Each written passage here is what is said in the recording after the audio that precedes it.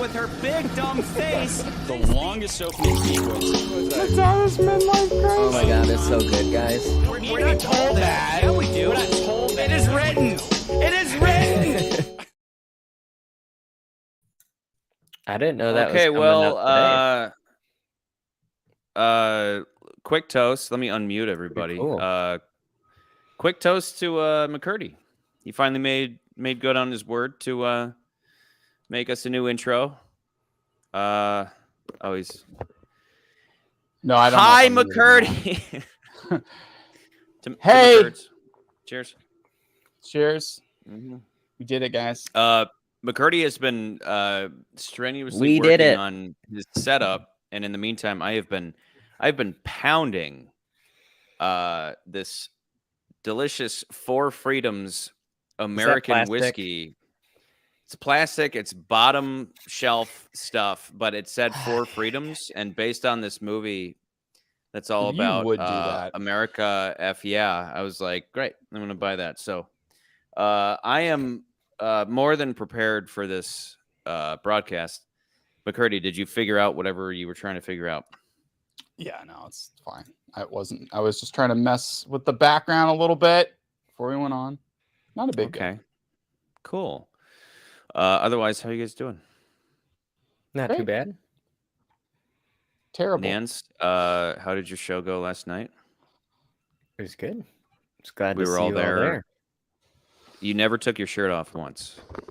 Yeah. I exposed somewhat my whole disappointing. belly briefly. Oh, but, really? You know, you can't really see it. Coincidentally, this whole movie is about, not this whole movie, but part of this movie is about little half Asian babies. Beautiful, little hairless, half Asian babies. So, Don't say hairless about little girls. you're here. You're here representing. Otherwise, let me flip to the. Edgerton remember did which pretty one it looks decent saying Japanese stuff, except when he had to say several things in a row. Then it got a little rough, but Really? Mm. But was that in character that he was kind of flubbing it a little bit? that's or what? true. That's true. Is it? A I'm Danish asking. American. Oh, Okay. I don't know. I don't think so. Okay. But just, I like hadn't if thought you're of it though, it would make sense. He's an American. Yeah, if it was perfect, it would be, it'd be like, well, it's a little too perfect. The very so, first line he had, I was like, "Oh, that was pretty good." Okay. But that would be the point. That is it, like, the director would be like, that's a little too good. It was a little too professional. We know you did really good with your Japanese lessons. Pull back a little bit. Yeah. So anyway. Okay.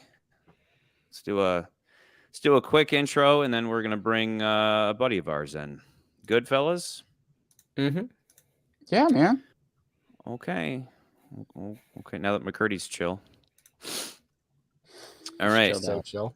He Well, was freaking out earlier, but McCurdy knows fine. what's up. He knew the moment he saw this movie, he knew what I was going to talk about. So, I knew it. Tetris is a movie that adores the video game whose story it tells, and yet also realizes that simple adoration isn't enough. It contextualizes the socialist environment in which it was born while serving as a history lesson for any of you out there still naive enough to believe that communism is a good idea. Just like Christianity, capitalism understands you for what you are, a greedy, power-hungry devil. Like a video game, it harnesses this competitive drive by rewarding problem solving. The more problems you solve, the more society rewards you with the capital to solve even more problems. Meanwhile, communism sees the inequality this breeds as a problem and therefore punishes those with a high score by redistributing their hard-earned points to lesser players.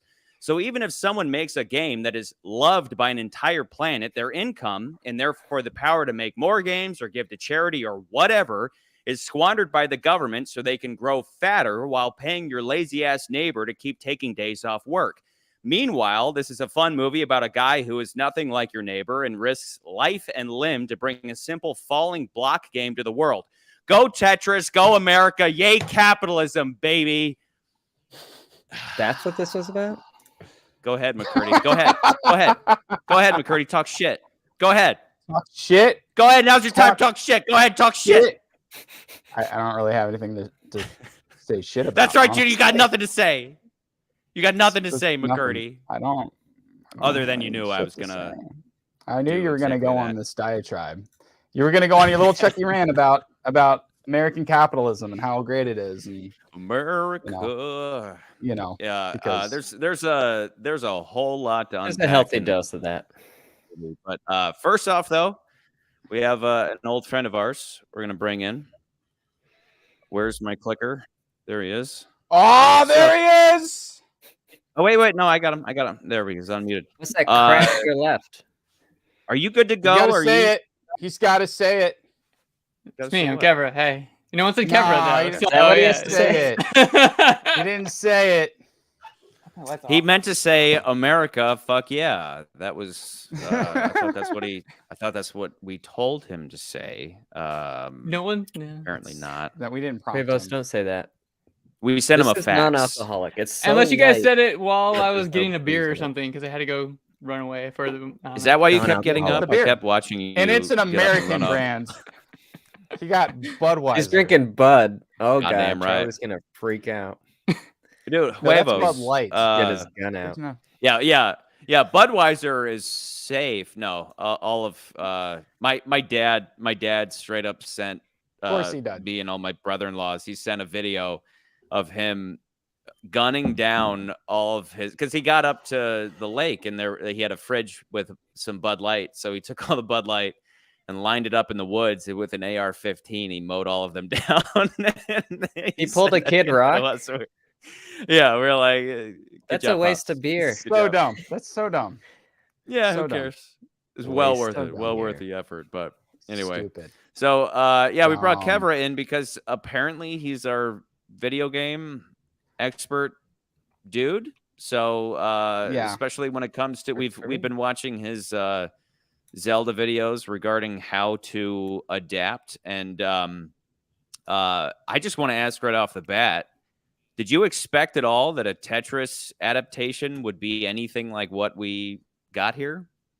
Dude, whenever I first heard that they were doing a Tetris movie, I was like, okay, companies are just like taking any IP that they can find, honestly. Yeah. Like I thought it was ridiculous. But I thought they were gonna do it like I don't know, like Battleship. They're just gonna make some crazy story or whatever. I didn't realize it was based on Aliens actual are real dropping story. blocks from the sky. We Yeah. need a hero to Didn't, twist them so they land and then delete.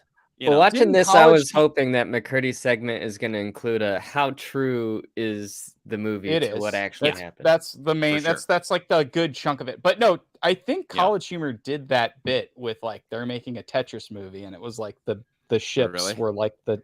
I think they did that Of way back course. in the day, and I think it was Yeah, before like course. they had said, "Oh, we were making this movie" or whatever. So, anyway, Yeah. let's jump into the slides. Do your shall we? thing, bro.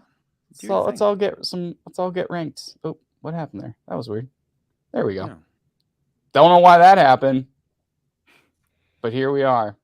First up, there's Huevos, and he's wearing the Dolph Humanoid shirt, and Charlie's got his merch. And I was gonna Huevos, add yeah, him the up, only and guy I on the completely- planet who Cooler likes than Dolph everyone Humanoids. else in here because he has Capitalism. This guy's cooler than all y'all. I know that's not what he meant, but that's how I'm using it. Yeah, no, This no, guy. good use. He Good usage, he got yeah. his merch. So Yeah. let's step into the world of Tetris.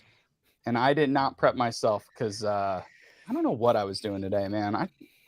This is gonna be a rough one. Let me tell you. I need to drink more booze. All right, let's just get Okay, Mr. started, shall McCurdy. we? All right, so yeah, it's like when you're failing at Tetris. All the blocks are all screwed up, and there's a bunch of holes. Anyway, first a shout out to the Gaming Historian, where I got most of this information. So if you haven't checked out the Gaming Historian, he also does video game reviews. I've never watched. I don't know the guy Remember the personally. history? He does a lot of history videos, so he'll do history No videos way. of Mario 3. I don't know. Kevin, you've probably watched like a ton of his videos, right? I mean, not a ton, but I've definitely watched some. He's very good at what he does. So Yeah, it goes into a lot of details and behind the scenes, and so I watched a lot of his video to kind of get a better grasp of what we were watching in the movie, of course. So, with that said, this film takes many liberties in telling us its story for dramatic effect. Mhm. Some things that did happen Like, for instance, Hank and Alexei did go out and drink in Russia. They became Nice. good friends and shared the love of programming. So that whole scene, that was very much them. Hank did suggest to I love Nintendo that to scene. package I absolutely he- adored that scene.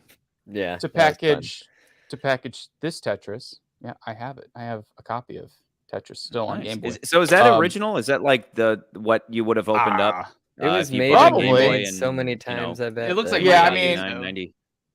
Yeah, I don't know. It's probably from that era. Yeah, 89, 90. But yeah, like, Cool. yeah, if you bought a Game Boy, you got Tetris. And yeah, he had I suggested never had basically the it was original. Wait, similar to sorry. what. Did you get Tetris, or did they have the option where it was like you could buy it with Super Mario or you could buy it with Tetris? I don't Because in the Why remember. not movie, both? it's like Why not come he- with both games? Well, that's the thing. In the movie, 'Cause he's it like, was- you could you- package it with how much Super it would Mario, cost. or you could package it with Tetris and sell it to everybody. Was it like Instead of best because games. nowadays you'll go in and maybe you have an option. Back then, do you happen to know? Did you have the option of Kevin buying the might know. Tetris one, or did you have versus I the think it Mario was one? just Tetris. I think it just came with Tetris, Okay. but they ended up selling a bunch of the other ones with is Super Mario crazy. Land. It's So crazy yeah, that originally they they wanted would to go package it with with this- Super Mario Land. Went with this game because this one's Yeah. addicting. And This is where I'm you like, know, it's- this is where I'm like, I don't care about the strict facts of what happened in reality. I know. The Right. fact that this Russian game, from a guy who made it on like a crappy old Russian outdated computer, would At then work. supplant Mario is so cool.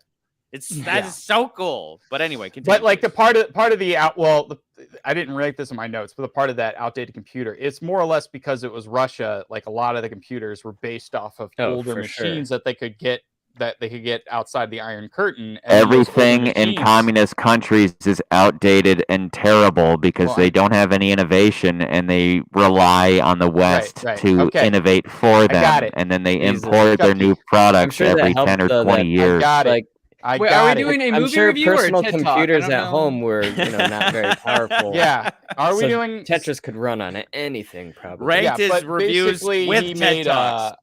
yeah, but basically those computers were based off older computers, and that's why when they were like, yeah, Yeah. it's a dinosaur piece of shit, it was because they were Yeah. like based off a computer from like 9 years ago. And again, like back in the day, 9 years is a long time in computer world, even though it's like that doesn't seem that long ago, but like computers, they, by that point they were using probably VGA graphics versus what they were using. I think it was like CGA at that time, if they were using graphics. But those computers obviously didn't have a graphics mode. They were all text-based.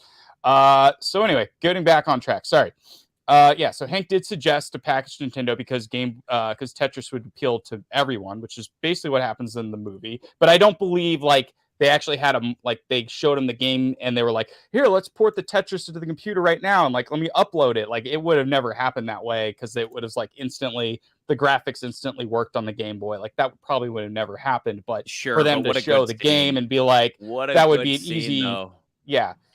And so like, Yeah. of course, like that's Yeah. part of it is like they show certain scenes that like that probably didn't happen in that way, but to get the point across, they had to have a scene that Real kind of quick, show though, everything.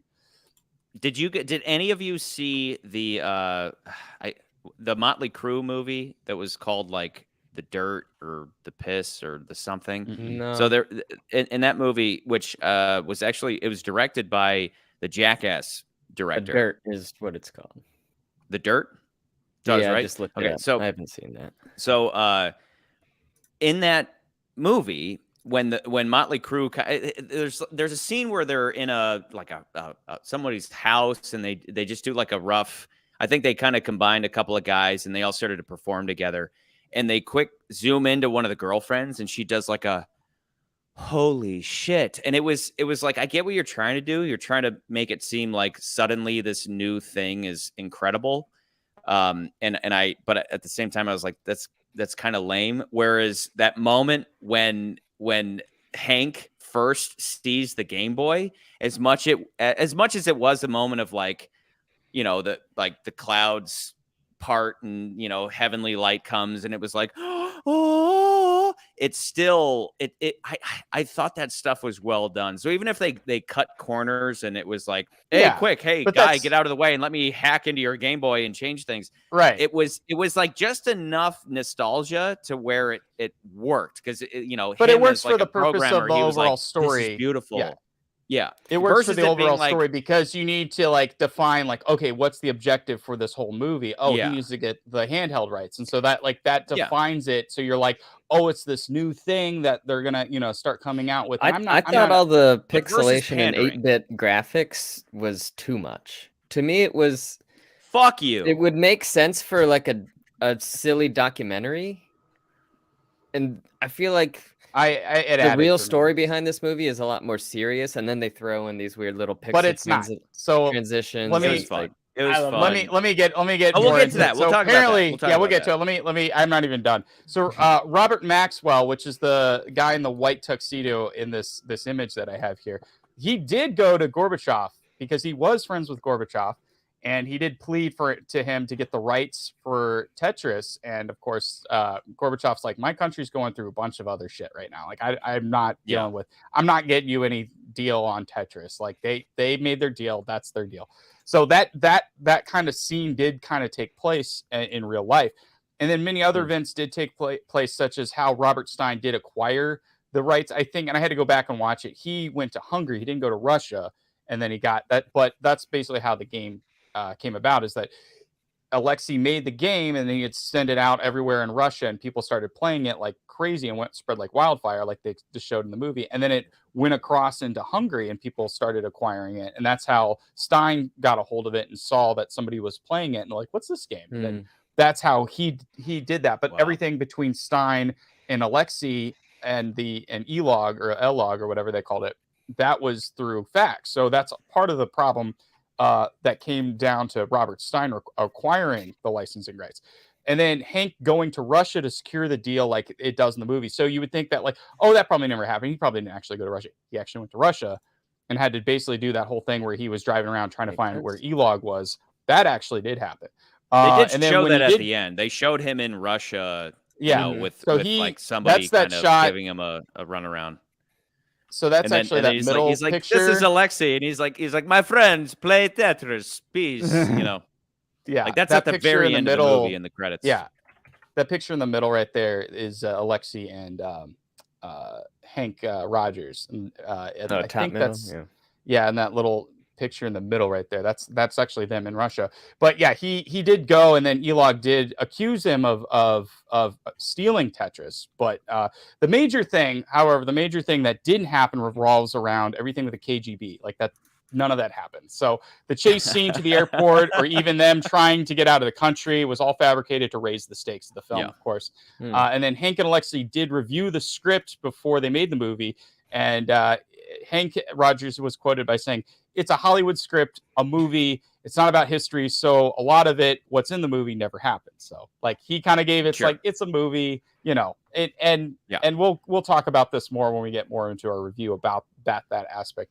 Another part of the film that was left out, however, was that Mirrorsoft had a U.S. subsidiary. Thank you. Spectrum Holobyte, which was their U.S.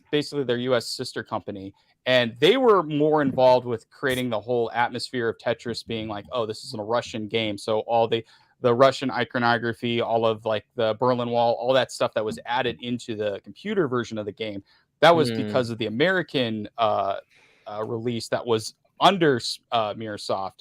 But that wasn't that they didn't need that in the movie. It would have complicated things a little too much. And there is a little bit more back and forth between Mirrorsoft and Spectrum Holobyte as far as how the rights came down, because basically in the movie they show how Stein had Andromeda, and then he got the licensing right, and then he went to get the publishing to Mirrorsoft, who also published it. So they were publishing it in Europe, and then they shipped the other rights to Spectrum Holobyte to ship the computer rights to America and Japan. And then because it was in America and Japan, Hank Rogers picked up the Japanese rights, and that's how that whole thing kind of, it gets really it's confusing. Already complicated enough. It's like you don't need to add that you already have a paper and pen and you're trying to follow along. let alone more shit. So I understand them at least just simplifying it where it's like Hank and the Maxwells and Stein. You know? And the other thing they didn't talk about is that Robert Stein did retain the computer rights. Like I don't think they kind of breezed through it because the movie makes you think, oh, Nintendo got Tetris, they won the whole rights. That's not actually what happened. Robert Stein, he kept onto the rights for the computer rights. I thought that was the whole thing with the contract, though. At the very end of the movie, where he still has the PC rights, like that's all he had. So he still had PC rights. He never had handheld. He never had console. And I don't think in the arcade rights, I think he also doesn't. He never attained the arcade rights, but maybe I'm right about that. Maybe I'm wrong about it. He had the arcade rights. He had the computer rights. He did not have console. He did not have handheld rights. So the whole movie kind of just skips that fact and doesn't really say anything about it, but he doesn't lose in the end necessarily. They make it seem like he comes out with nothing by the end. Nothing, but that's not what happened. But at the same time, they haven't re-signed the contract specifically, so it's PC only because that was like the debate of like it's not worded correctly. It's still a big loss, but it's just like he just gets PC only. So that was a part of, and that also did happen in real life. Was that they looked at the contracts and they were like, look, a computer. This is how they define the computer. This is also why Nintendo also won over for the rights. Was because they had to define a computer. You couldn't just say a computer. What is a computer? So they defined it as a device with a keyboard, a processor, a monitor, and an operating system, which consoles at that time didn't have an operating system. I think you can make that argument for like the Nintendo Switch or like any of today's consoles because you could add a keyboard to it, right? And it could have a monitor and it has an operating system. But at the time, none of those products had that. So like that was the big factor that differentiated it. But there was one major part of the story that was initially left out, and it revolves around Nintendo's competitor Atari, which is our next little bit we're going to talk about. We hate those motherfuckers. Those motherfuckers. That's one of the best lines in the movie.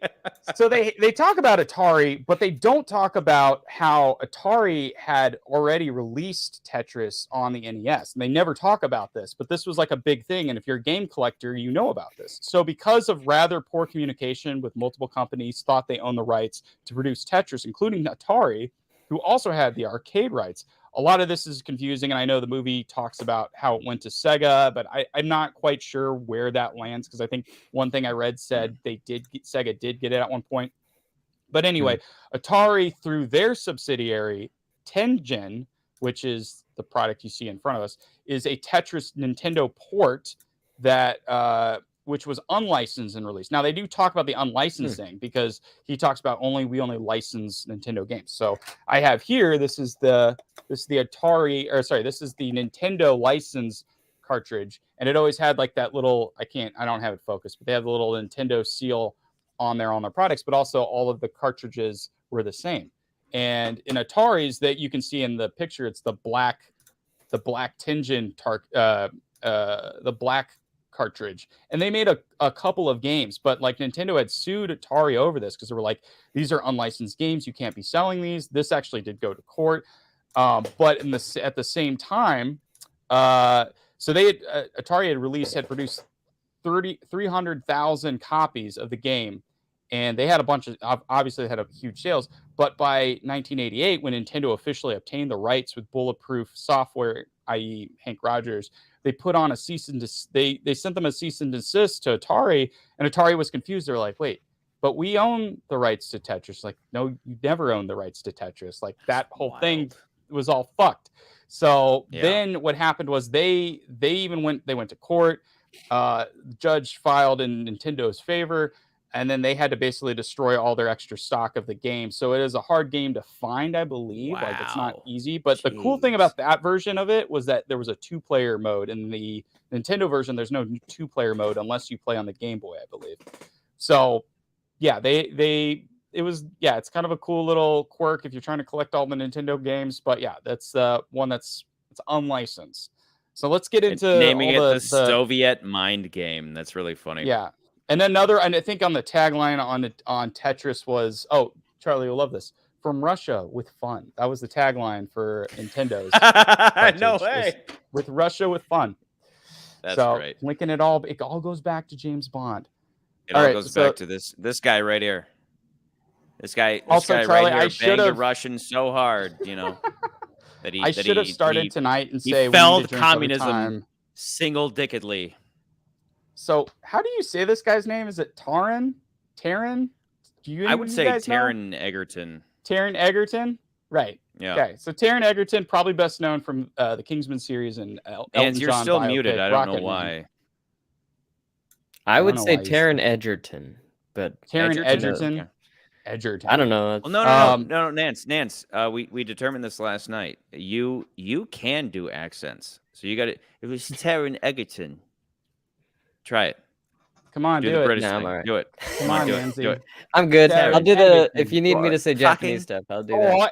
All right, Taron Egerton. Come on, do it. Do it. One time. Do it one time. Do it one time. Come on.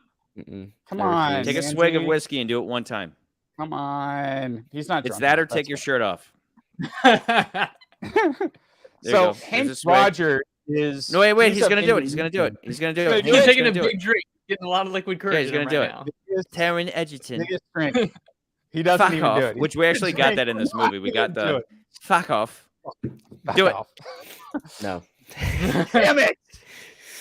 Okay, so Hank so Rogers booze. is. So the real. No, Hank I was drinking Rogers slowly. of, I was just trying to cover my mouth. So okay. the real Hank Go ahead, Rogers McCurdy. is of Indonesian descent, and he is Dutch-born, grew up in New York. That's what they talk about in the movie. He's also the co-founder of the Tetris company, which you find out at the very end. And he also created the game The Black Onyx, which he credited as the first major role-playing game in Japan as a video game. Also, if you look at all of his pictures online, they're like these. Who's the guy the Virgin Mobile guy? What's his name? I'm blanking now. What's the guy from Virgin Mobile? And he was in Casino Royale.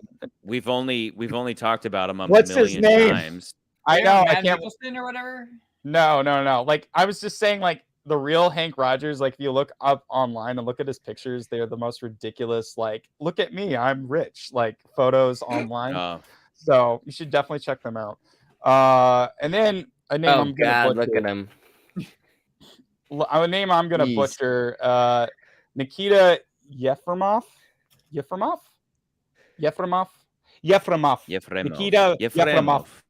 Yefremov. And then he plays Alexei Povanovich? No, it's I kept screwing that one up. Alexei's last name. The guy who Petlavia? Alexei? No, it's not what I'm seeing on screen. Patamov. Anyway, he's a Russian actor. And honestly, he doesn't have any film credits that you guys would recognize. So it's like almost a moot point. But Alexei, on the other hand, as we all know, was the creator of Tetris. He created Tetris based on the game called Pentamenos, which had many of the same shapes, but you would just fit them in a box. And you see that in the movie where he looks at the toy store and there's like this box with all these shapes. And he based that off of that game. And originally that was the game, was that you were basically doing a digital version of that, but it wasn't that exciting. You changed the shapes, he added that element of like them coming down, and then you like clear the board, and that's what made the game addicting, of course. And then he got out of Russia in 91, so it was after the fall of the Soviet Union, but he got out of Russia. And then he ended up living, mainly because of Hank Rogers, who helped him get him out. And then he actually went on to help design puzzles for the game Yoshi's Cookie, which is on Nintendo. He ended up working at Microsoft for a while, and then he also co-founded the Tetris company with Hank Rogers. And then I find it funny that Microsoft and Microsoft are one letter. I thought he said Microsoft at one point, and I was like, "Wait, did he say Microsoft?" I thought would make sense. Like, oh, we want to package our PCs with a fun game and paint. And this does. Paint. We got Tony Jones plays Robert Stein. Jones is probably best known as Armin Zola in the Captain America films, and he's a bunch of other stuff. I didn't know this. He voices Dobby. Dobby, yeah. He voices Dobby. I didn't know that. What? Well, really? Is he also in Harry Potter, not as Dobby? I'd like to think that he's still apparently. Like. Did he fucking like Gollum his way through performances of Dobby as well? Like he's short enough that he. I don't want to be in these movies. Walking on his knees, you know. That's great. Master, give me your sock. He voiced Dobby. Yeah, and then as I said earlier, the real Robert Stein did keep the rights to the PC and arcade version, so I did write that down of Tetris, but lost both. He ended up losing both of them due to non-payment. So because the guy was a cheap bastard. He didn't. He ended up losing both the rights, and then he estimates that he only made $2,500,000 on Tetris. You're like, really? $2,500,000. Wow. Really? Yeah. Did you make that much? I bet. How you much made is more. that? $250,000, right? I don't know. $250,000. Yeah, $250,000. Yeah, he only made $2,500,000. I'm bad with numbers. Guys. I'm not 250,000. I was like, wait a second. Was it 2.5 million? Is that what he's trying to say? 250,000. 2,500. What an idiot! Made $250,000. No, wouldn't 2,500,000 be 2,500,000? Oh, that's what I was thinking. I was like, wait, 500,000 spelled out in terms of zeros, but what happens when you let McCurdy handle numbers? I'm not a numbers guy. I'm sorry, guys. Anyway, that's why I make intros. That's why I make intros. Okay, guys, get off my dick. I like these guys. These guys were great. All right. These guys were awesome. A couple of cunts. They play cunts. Yeah. They're really good at playing cunts. Roger Allman and Allham, and then Anthony Boyle. You've got Roger. You know him from V for Vendetta. He was also in Speed Racer. He literally plays the exact same character. In both of those. My nose looks like Big fucking Ben. A corporate. He's great. Like that voice. I heard that voice and I was like, my God, I know this. And then what the line that came into my brain was, my nose looks like Big fucking Ben. And I was like, yes, perfection. Like I haven't seen him in anything since V for Vendetta. But he's good underneath all that makeup. That voice shines, dude. He's great. He's also in Speed Racer, and again, he plays almost the exact same character in this movie and in V for Vendetta. And then you've got Anthony Boyle, who he hasn't been in a lot, but the thing that he was in, he plays back to Harry Potter. He plays Draco Malfoy's son, who's probably a cunt because Malfoy's a cunt. And I just like saying the word cunt because it's better than saying, We like it when you say the word. We're just going to be demonetized because you say cunt 6 times in less than 15 seconds. But, And I also love that. I love that picture of Kevin. So then the real Robert Maxwell was attached to a whole host of scandals, including his daughter's connection with Epstein, which I didn't know about till you told me about this the other day. Yeah.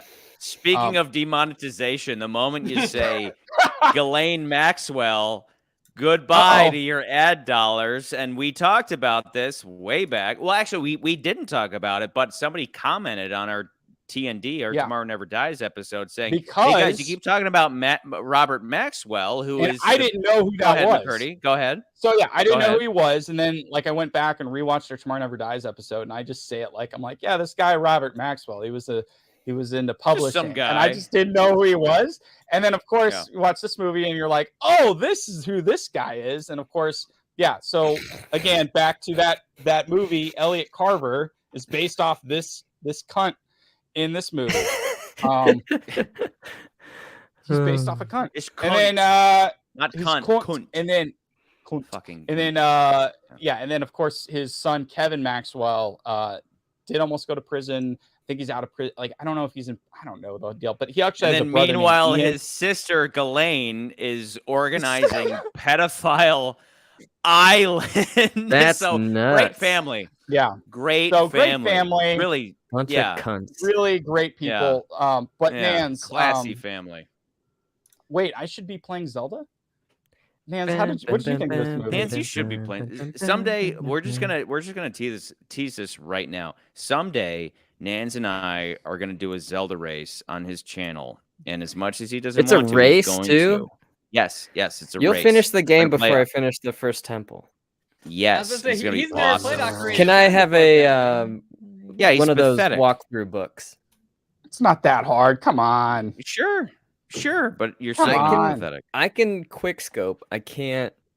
Hold on, then I can show this last one. There we go. Kevin. There we go. Oh Jesus, Kevin, let me mic check you. Give me a mic check. What's up? Can you hear me? All right. I'm turning you up a little bit. I heard him a second ago. Okay. What is this? Wait. There you go. You and Nance playing Tetris with. It looks like he's about to stab. What's the other ice cream? Just different flavors? I just changed the color, so it's not. Oh, and it's Tetris. It's like Tetris. Tetris Squad. Tetris blocks of your favorite ice cream brand that you love. Great. Anyway, Nance, what'd you think? I thought it was fine. Like I said, I really didn't like the almost silliness of it. I wish Ben Affleck and Matt Damon would have done this instead of Air. Yes. Okay, but real quick though, why did you not like this is a movie about a video game. Why did you not like bringing video game elements in? I would have liked it in a documentary on Netflix about Tetris. Okay. Like I'm watching a documentary on Netflix about Pez right now, and it's just like the perfect, like just a silly, weird little thing. Okay. And you can have silly, weird little pixel art and pixel translation or transitions and stuff. And so like some of the subject matter, like scenes in this movie are kind of not dark necessarily, but it's kind of like a dark, dingy place. And then you have like silly, pixelated, colorful transitions. I don't know. But notice that they never, anytime anybody got beat up, they didn't have them like bloodied up. No. Like they were going to die. Like nothing was ever taken to such a degree.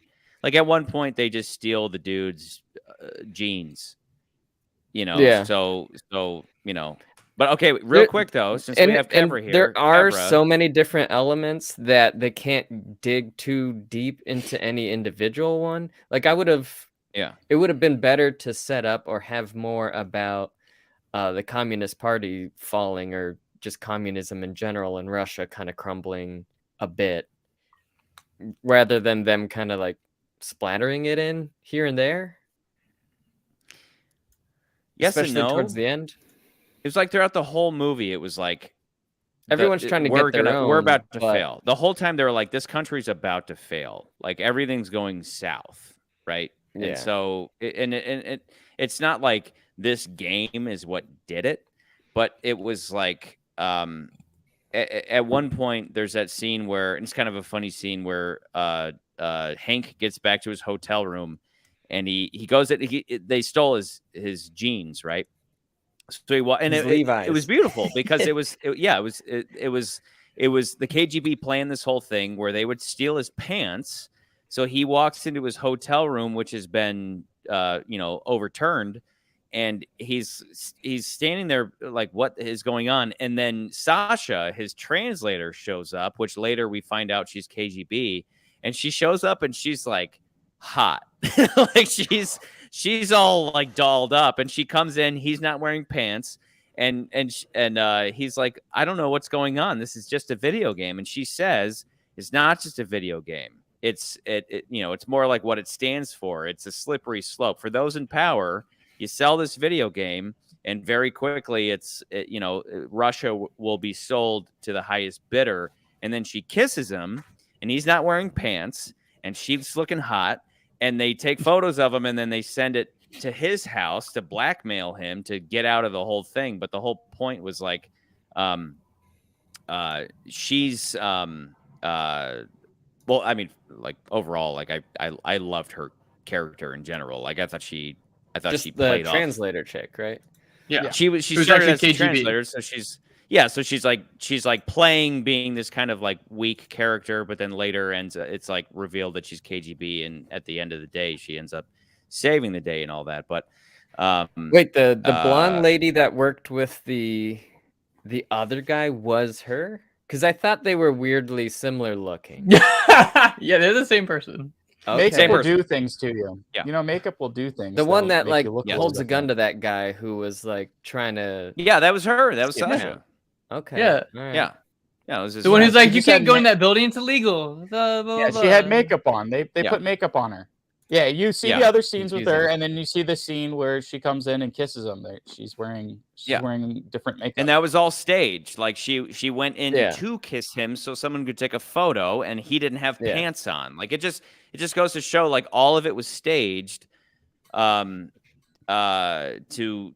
make it look like he was cheating and all that. Like everything was against what Hank was trying to do. And again, throughout the night, we're going to be talking about what happened in the movie. Now, what happened in real life was not as exciting, and inevitably we're going to talk about Air, which my biggest thing against Air was that Air was so matter of fact. It was like Ben Affleck came off of Argo, and he's like, "Damn it, we're going to be true to life, and this is going to be as accurate as possible." And it's like, yeah, dude, your movie is cool.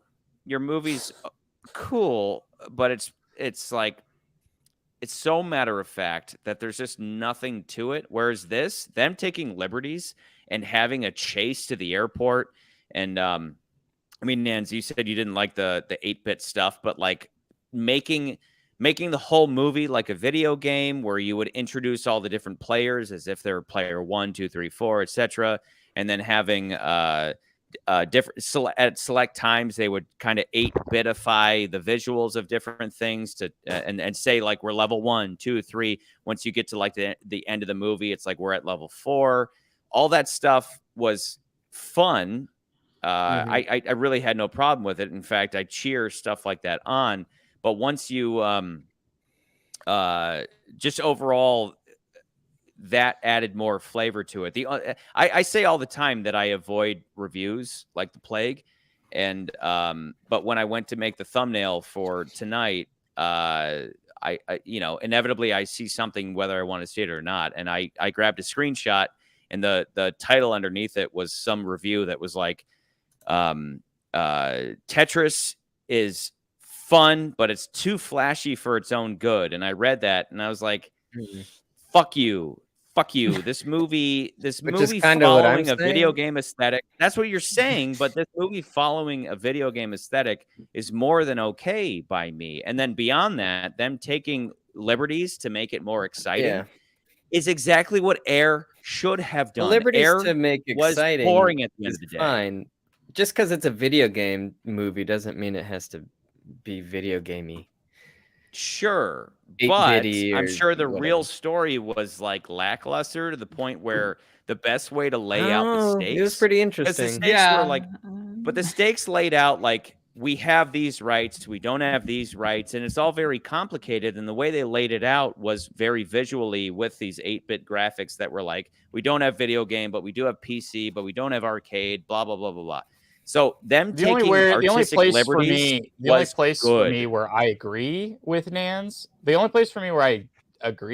is probably the car chase, which I thought was a really weird choice. Like I was like, okay, so now we're making the cars 8-bit, but like it looks like a shitty effect. Whereas earlier in the movie, when it's like, okay, we're just doing all the little bits of like, okay, here's player 1, this is player 2. Like I liked that because like when you're watching this movie, you do need a history lesson. You do need to understand, okay, like because Air does the same thing, but Air just does it as like, this is Nike, this is Adidas, this is this. Yeah. And they just kind of cut to it, whereas it was like, okay, well, we're doing a movie about Tetris. So it's a little bit more fun to be like, okay, player 1. Let's talk about, Robert Stein. Robert Stein goes to Hungary. He does all this shit. Now let's talk about player 3, Robert Maxwell, and then they talk about the Maxwells. Or like there was moments when he was trying to explain how like, okay, we sold Andromeda, sold the rights to Mirrorsoft, which sold the rights to Bulletproof, where I'm giving the rights to Nintendo. Like they kind of show a chain of events, so you're visually like, oh, okay, that's how this all works. So like those things I thought worked. I thought the weird stuff was when they were like adding it to the chase scene at the end of the movie, and I was like, do we need this at the chase scene at the end of the movie? Like that to me was the only part where I was like, the 8-bit stuff didn't work for me. But the rest of it, I agree with you. I liked having those graphics because there's another movie that reminds me of this, and that's The Big Short, when they're trying to explain the housing shortage, or not housing shortage, but basically how the market fell apart in 2008. And they're explaining like, they have all these cutaways where they're explaining all these things with like Margot Robbie in a bathtub and all that stuff where they're like, this is what this means, and this is what this means. And you're like, oh, okay, now I understand what is happening in the movie, because a movie like this does have like some of that's like really complicated. There's a lot of vocabulary. It's a lot of like, we got to catch you up. And that's what that whole scene in the beginning of the movie where like he's sitting and talking to the bank manager, which that scene probably never actually happened, but it's all there so that he can explain like, okay, these are all the players in it. This is what this game is. This is who invented it. So like, as an audience, I get all the exposition points like boom, boom, boom right away. And like now I'm like, oh, which by the I'm way, on I board. don't think know we exactly ever what's going on. mentioned that banker is our good old buddy Zhao. That's Mr. right. Diamond He Face. does look familiar. I was wondering if he was mention the bad guy from Tokyo Drift King, aka It might be the DK, same guy. which is He might Donkey be the same Kong guy. Yeah. also. No, I don't think it is the fast guy. I think you're right. It is. But he's definitely in Die Another Day. Yeah. That is Zhao. Wait, he's not the guy who's like, you insulted me in front of my whole family, disrespecting me. That's exactly who I'm talking about. That's not movie, him. Yeah, in the very first movie, that's not the same Easily guy. could be. No, we're Tokyo Drift. talking about. No, Yeah, not in we're Tokyo talking Drift, about in the very Tokyo. first one. I'm talking about the very first one. I don't know. But he is in Die Another Day. I don't know if That there's is any him. Asians in First Fast. Yeah, there is. But That's anyway, like Nance, the whole, real quick though. That's where they in the SWAT team. I said this I hinted at this previously, but I just want to real quick. Let me just zoom into Nance. This is the product of a European man and a Japanese woman. He's Indonesian. Nance, this beautiful Taron man Egerton. here. This beautiful man. I can't grow a mustache. Why did he have a mustache? This So you had one in real beautiful, hairless, except for his shouldn't mustache have been man, able to is have the product of a European male and a Japanese female. But throughout this whole story, I was like, did she cuck this guy? Those kids were 100% Japanese. They're very 100% Japanese. And I was like, dude, these aren't your kids. Your wife is lying to you. That's because he's Indonesian. In real life, he's Indonesian. Yeah, I was gonna say They got all the European. Indonesian genes.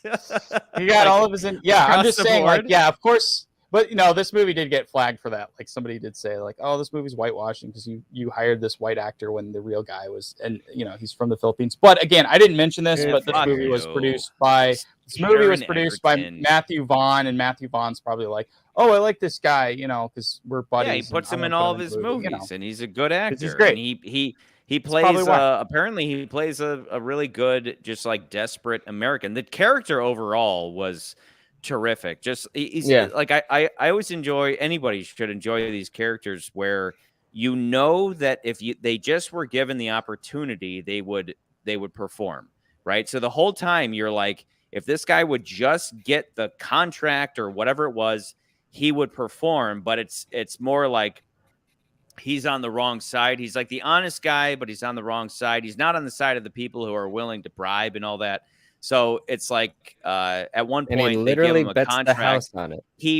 He reads the contract within 5 or 10 minutes, and then he's immediately able to respond or like dissect it and respond about it. And those are the fun characters where it's like it's not that they don't have the ability.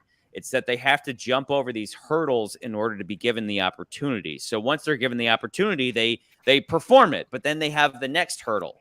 And then they have the next hurdle. And that's the fun stuff, is that that he's such a go-getter that he will deliver, but it's outside of his control. So we watch him doing his go-getter thing, going here, going there, ignoring the rules, doing whatever needs to be done, doing the essential capitalism thing versus the communism thing, which like between the two systems of economics, with communism, it's like, well, why should I?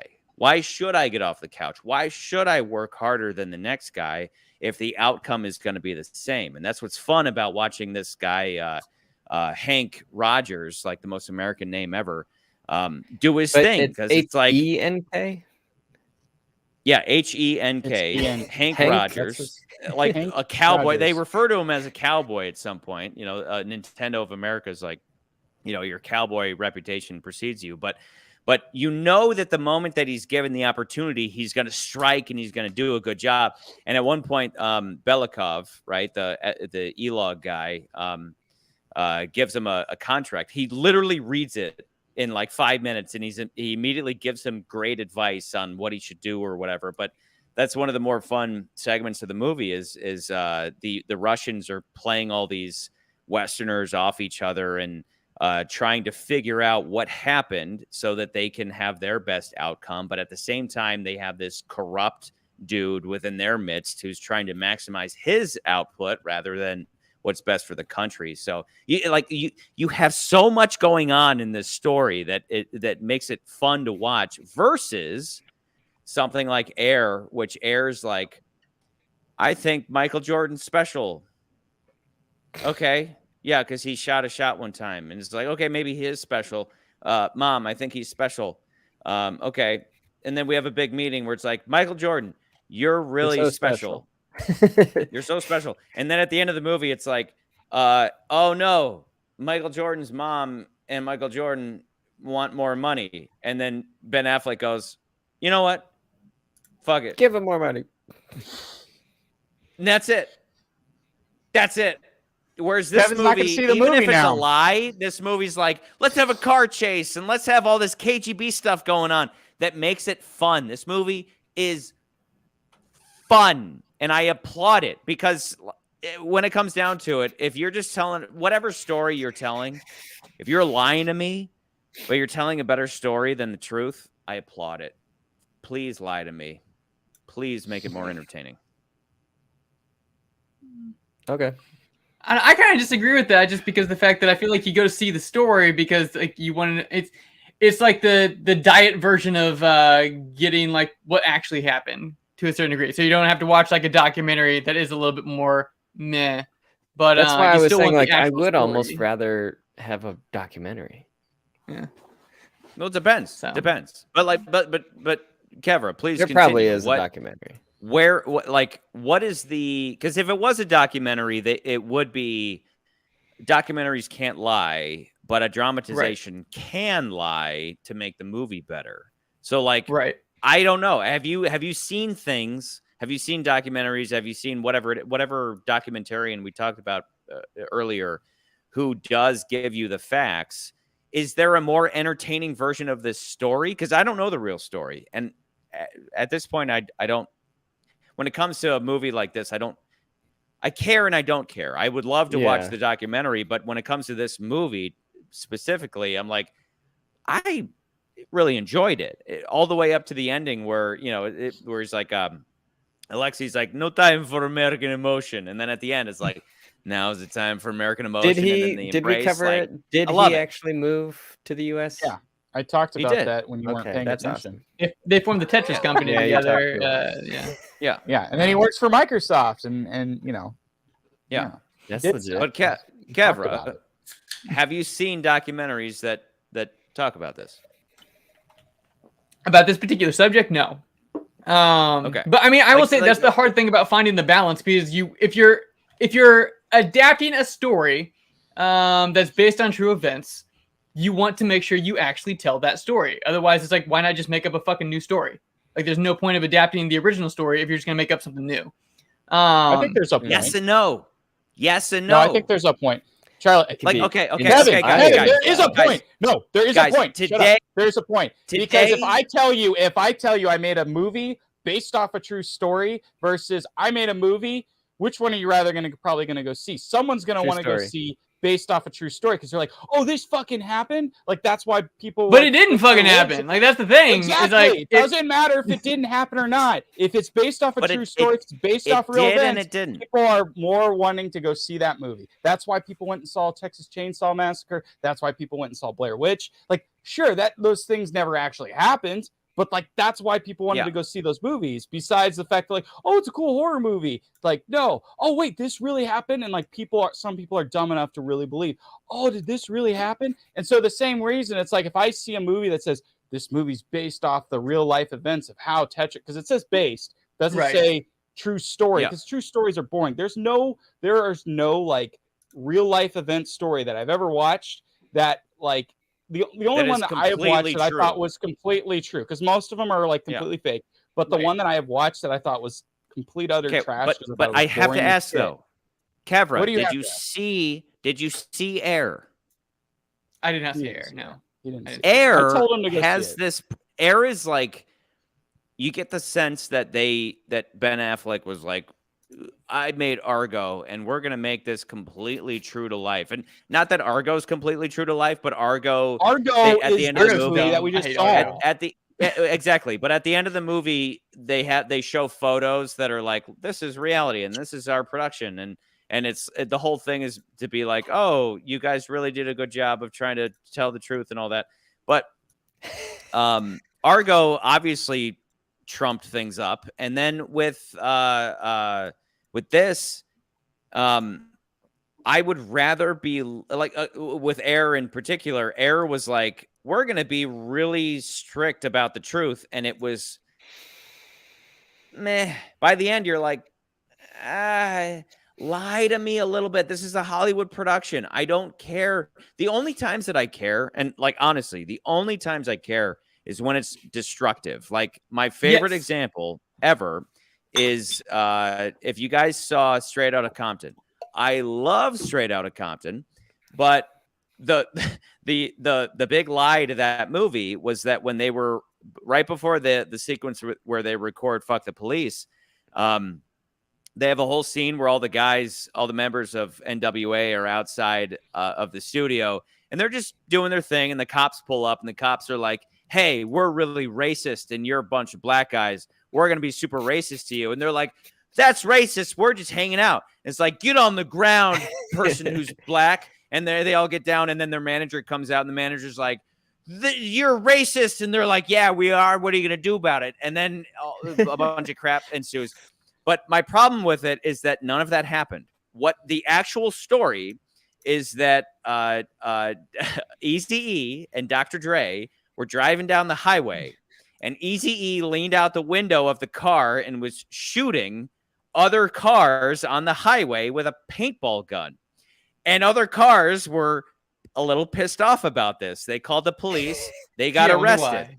So at that point, the both Eazy-E and Dr. Dre had to go to prison every weekend, right? Every weekend they had to check into jail. And then during the week, they were free to leave and work. So what happened was they were like, we can't go to parties on the weekend. This is a bunch of BS. You know what? F the police. And so they all wrote a song, F the police, fuck the police, where they could exercise their angst against the police. And then in the movie, they're like, well, that kind of makes us look bad, doesn't it? So let's rewrite history and make it seem like cops are really racist and that these cops just saw us hanging out and were like, hey, people who are black, we're going to, even though like half the cops were black, it's like, we're going to oppress you because you're black. That shit, I think, is damaging. That's damaging to society. But having a movie about communism sucks, which is just an objective fucking truth. And if you need me to go on and on about that, I will. But that being the case, but then a movie in general about this guy leaving Russia, like this, I mean, the fact that this guy made a video game and that allowed him to escape communism is a fantastic story on his face. And so having a chase scene in there, I'm more than okay with to make a better story. But like my whole thing with Straight Outta Compton is like, you're just making everybody more racist by pretending that racist shit happened where really it didn't. That's kind of damaging for society. I think demonizing communism is never really a bad thing, but also just telling a better story by trumping things up and having capitalism? Because I mean, they talk about like capitalism in a very negative way, and like at least one specific scene where they're talking about like Americans and how their greed, and that's what the Maxwells represent is capitalism. Like the Maxwell people are bad, that's for sure. Yeah, and they're fucking capitalists, like 100%. Yes, so yes. I would. But that's the thing. What they showcase is that every system is inevitably going to be corrupted. But what you see with the Maxwells is that, you know, it's like the Method Man line of behind every fortune is a crime. And they say at one point, they're like, you can't become a billionaire by being honest, right? Like, yes, capitalism is just as susceptible to corruption because every system is susceptible to corruption.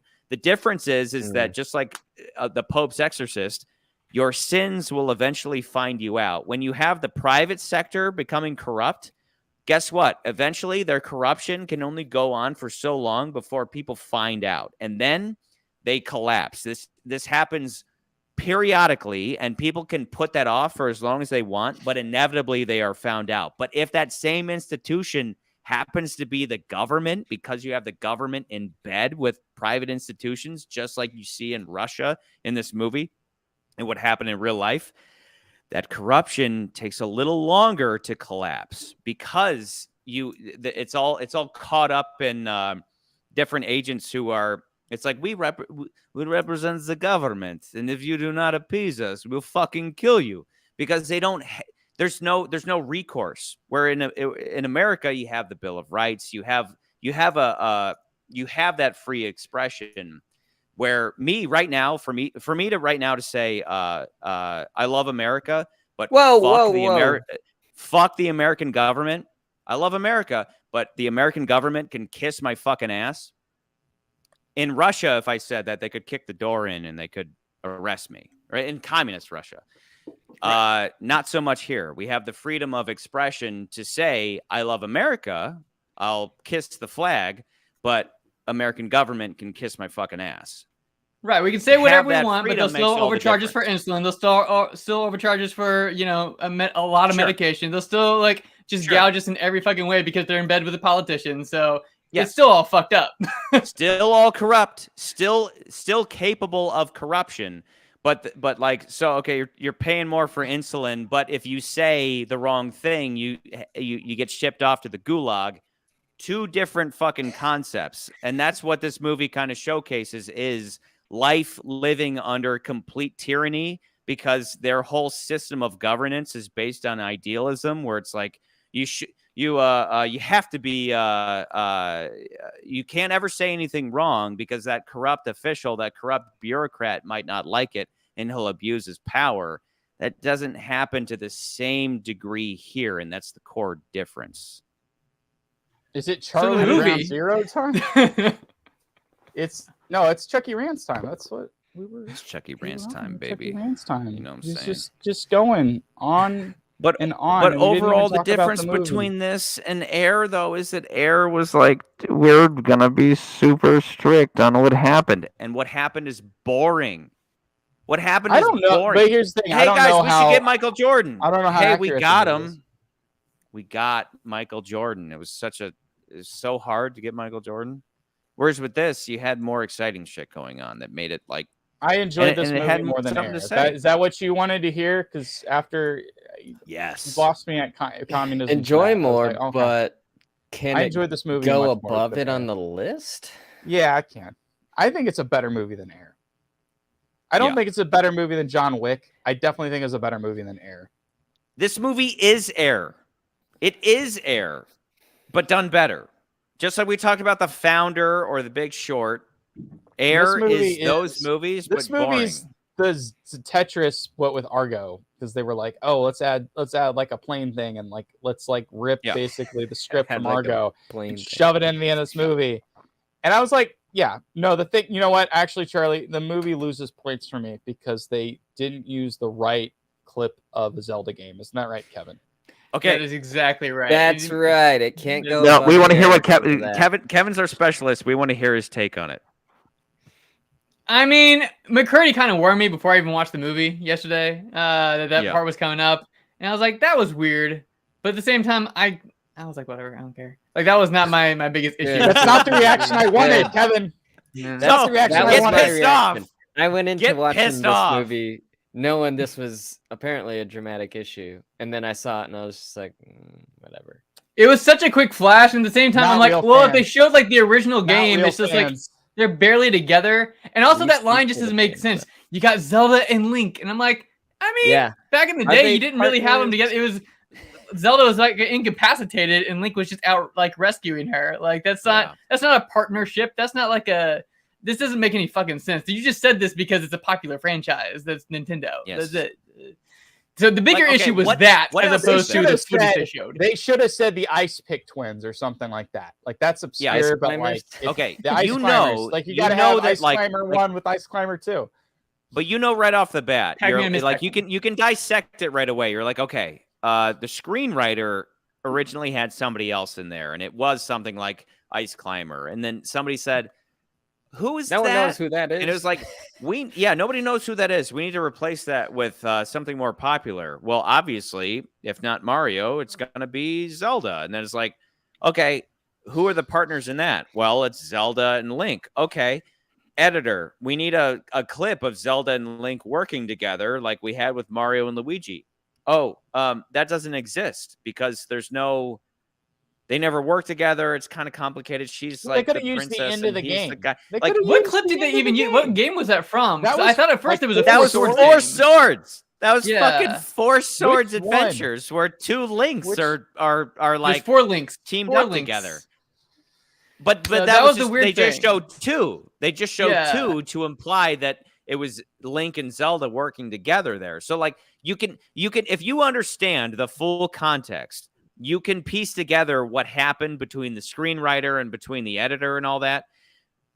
The frustrating thing is you're like, there was like a middle ground here that you could have done, but they kept, clearly somebody was like, I don't understand what's happening. It's like Zelda's standing there and Link's like chopping people. How are they working together? So they opted for the shot of 2 Links raising a sword up, being like, hey, They didn't have to show a shot in general, though. But that's what was fun. No, there is a shot in the, but even the Mario shot doesn't make sense because it's Mario and Luigi, but it's 2 separate. It's a split screen. No, there is a shot in the end of the game when you beat the original game, though. Like they are together and they have the Triforce. Isn't there a shot of that, Kevin?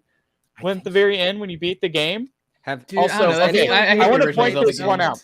I want to point this out. Yes, they're great games. You should play them, Nance. I want to point this one out because I think it just reminds me of what we said about Air. It says, I would say I wanted more of the 2 of them. You see them together in America and how in 97 they get the rights independently and we see the birth of the Tetris company. And I'm like that's what I would say for Air is like I wanted to see more of like Michael Jordan on the court, but like this movie, we don't even see Jordan at all. No, but you don't see Michael Jordan in this movie either. Like, what the hell is up with that? He probably played Tetris. Somebody. Well, I know he didn't play Tetris. He played Crazy Bunny. He played Crazy Bunny's Castle. Oh no, wait, that was LeBron James. I don't know what you're different Space Jam. That's a Space Jam reference. All right. No, okay. Anyway, Charlie died. What happened to Charlie? He's probably peeing. He went away. Tiniest bladder known to man. We can talk about the movie without Charlie. Oh, we can? We can absolutely talk about the movie without Kevin, Charlie. what else did you like about the movie? Or didn't I actually really like the movie. It's my favorite video game adaptation this year. It beats Mario Bros. It beats Last of Us. I thought it was actually really fun. I mean, I will say that I thought the car chase at the end was a little bit ridiculous, but I still really enjoyed it. My big issue that I had was the whole licensing thing. I wish they had, kind of like how you were talking about Big Short earlier, how they had these scenes to explain things. I wish they had gone over licensing. What? They had those scenes. What do you mean they had those scenes? That's what the 8-bit stuff was. That was them explaining all that stuff in the beginning with the players and like how everything happened. There was a shot of like them explaining like who owns what in the game. They're like, okay, here's they don't show the American one. They're like, here's Andromeda, which was owned by Stein. And then they're like, he sold the publishing rights to Mirrorsoft, which is the middle one. And then Mirrorsoft licensed those rights because he shows that in the very end. And I get all that, but it can really confuse. Once he gets over to Russia, it was basically like it almost made it sound like Russia owned the copyright. If you make something in Russia, they have the copyright. But really what I think they were trying to say is the fact that like Russia kind of has a hand in everything, and so they didn't own the copyright, but it sounded like they did, and so I was so confused. What happened in real life, and this is basically what happens in the movie, is that because Stein started saying, oh, I have the rights to the game, I can start selling Tetris, and he got a copy of Tetris, and he started selling the game and selling the rights, but he didn't finish, like, he didn't get back with Alexei. So like, and also Russia was like, you didn't talk to us. Like we are supposed to make, because it's communist Russia. And they're like, we are supposed to be involved with these deals. You did this illegally. Therefore, this deal is void. So that's why he had to re-sign the contracts, because he was basically at one point, he was selling these games or getting these residuals off these games or the royalty rights off a game that he didn't even own. that nobody because knows. Russia wasn't involved. Like the government wasn't involved into it. Like, Alexei didn't. Yeah, and I think didn't pay his half of it or whatever. But yeah, basically the gist is like he didn't actually own it. So he was selling it when he didn't own it. So when Hank goes back to Russia, that's why they're like, you stole this game from us. He's like, whoa, I didn't steal it. I used it from these guys who had the rights to it. They made it seem as if what was happening was that Stein, before he actually had the rights, Stein was selling the rights. And then he was like, well, I'll just go back to Russia at some point and I'll secure the rights. But in the meantime, I'm selling them to different people worldwide. Yeah, because he was definitely somewhat screwing over the Maxwells too, right? He was trying to be sneaky. Yeah, because he's going behind their back and he was like selling the thing. Because that was, I think, that one scene where he's like, why is Atari saying they have handheld rights? We're supposed to have handheld rights. And like, I think there should have been more confusion about handheld. Because everyone was like, oh, handheld? Yeah, we'll take handheld too. But like, there's not much of a discovery period for the other people who have no idea that Nintendo was there with the handheld. Wait, was there?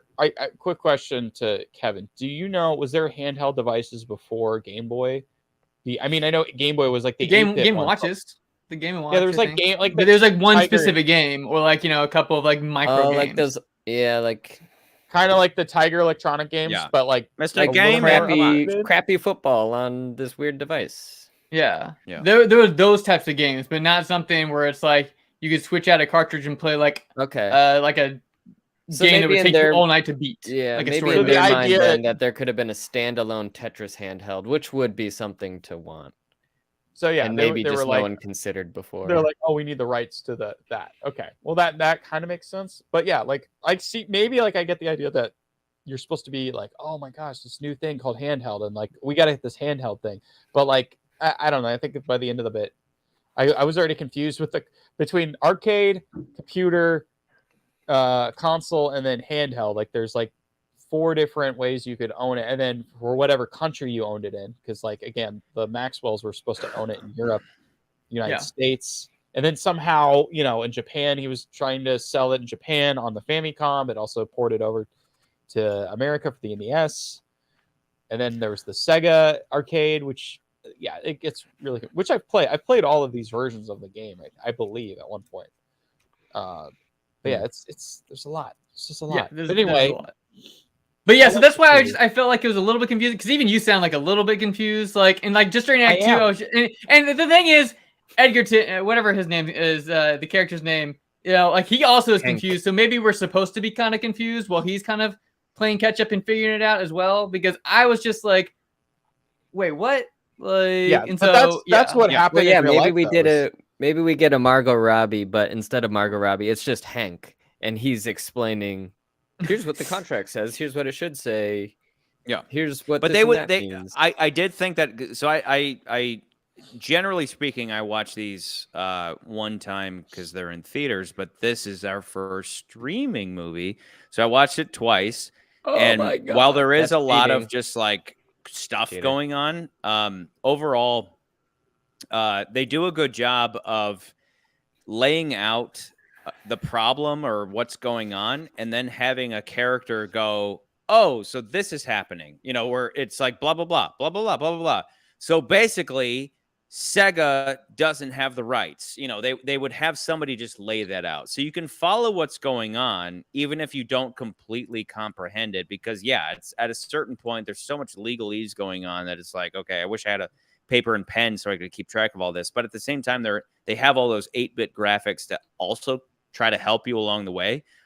But end of the day, they just have somebody be like, so basically you get $5 million if you do this, but they're lying and I'm telling the truth. And so, so yes, it's confusing, but you can follow along what's happening. It's a classic. All you need to know is the good guys being honest and the bad guys, like the Maxwells are to your point, Kevra, the Maxwells are the top of capitalism, right? But they got there.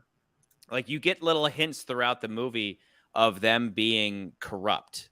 And even though this guy was a billionaire, he still fell.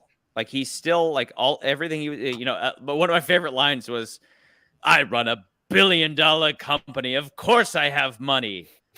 I just don't have it right now. Which was so funny, you know. But that's the thing. Like, again, from the Pope's Exorcist, like, your sins will find you out, and that's what we saw, was that they established early on, Maxwell Senior is bribing the Russian guy, and he says, he's like, Stein is mine. My son's kind of an idiot, so I'm going to bribe you to let my son win. And then the competition is Hank Rogers, and he represents Nintendo, and Nintendo's never going to bribe you, right? Which is, you know, whether or not that's true, I believe it, because that's kind of Nintendo. Japanese people are honorable. Nintendo is incredible. Again, to once again brag about my day, one of the best days of my life was I shot a commercial in Nintendo's headquarters in Seattle, which we see in this movie. That's where the Game Boy scene takes place. That was I shot one of those sneak peeks there. The whole building is feng shui, which, like, one of the like, I can't tell you what feng shui means, but one of the aspects of feng shui is that a staircase never goes from the top of the building to the bottom. You have like a stair that goes from one floor to another, and then you have to cross the whole building to go, like, you go from first floor to second floor. It's like a mall, and the escalators on the other side of the floor, which is annoying. Like, there's no staircase that goes all the way from the bottom to the top. You have to go from first floor to second floor, and then walk a bit, and then go second floor to third floor, and then walk a bit, and then go third to fourth, and so on. But overall, I wonder if the building was just honorable like that, or people. If it's a Japanese thing, because the Japanese people have a lot of weird superstitions and all, like, design philosophy, and like we don't allow 13th drive for perfection in our we got the whole 13th superstition, but he says, he's like, the Nintendo will never bribe you, but I will. And that corrupt asshole, and it doesn't always happen, and it doesn't always happen immediately, but the corrupt capitalists eventually are found out. But when the corrupt are also part of the government, it just takes longer. But he says, he's like, Nintendo will never bribe you, but I will. And that's true. That's Nintendo for you. And that's why Nintendo, like, I remember reading how Nintendo has enough money squirreled away that they could stop doing any kind of work. They could just stop everything they do, and they'd last like another 100 years or something. Like, Nintendo is just like, they've got like 90 billion stored in the bank right now. It's because they don't lower their game prices. Exactly. They're like, they do. They go on sale all the time. They just don't keep them. Everybody here, don't buy the new Zelda game. Why? I already bought it. Why? So Nintendo doesn't have as much money. Shut up, man. So we can buy the stock price. Go play a better game. Come on. Yeah. I'm a gamer. I play shoot'ems. That's all. But okay. I have too many notes, so I'm going to start chipping away unless anybody has anything better to say. But overall, Air, the best thing Air had going for it was that great montage at the beginning about the 80s. That montage at the beginning was dope, and then the rest of the movie, I was like, this is well acted, but like, it didn't set up any kind of.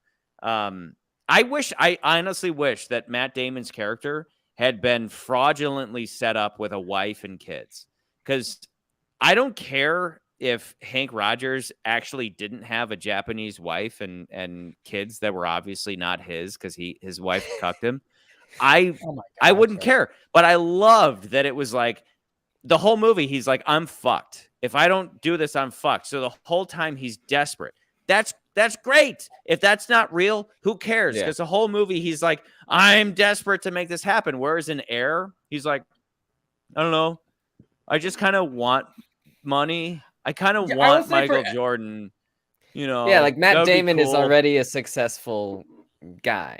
And Hank but the Matt Damon, okay, but they're two. You're talking about two different characters, and we're judging these movies. Like, I think you don't even have to judge. Lie to me, which is what you're doing. I get what you're saying. So you wanted Matt Damon to be extremely poor in that movie? Is that what you're saying? Just fucking lie. I wanted Matt Damon. He grew up on the streets. Dude, I wanted Matt Damon to be like, if Michael Jordan doesn't sign with us, I'm destitute. My house goes under.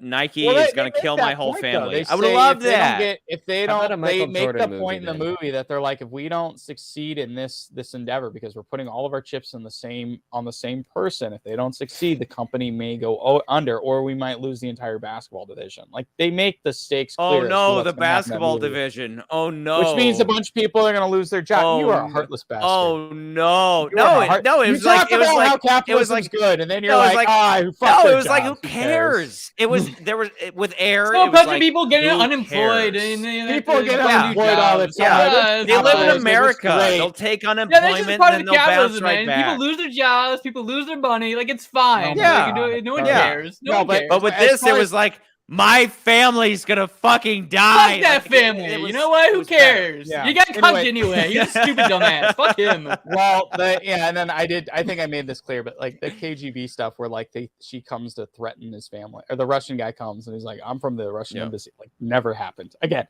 never happened. I know you're talking about the movie. You're like, let's talk about what happened in the movie. It's not happening in real life. And I'm like, I get it. I understand what you're saying.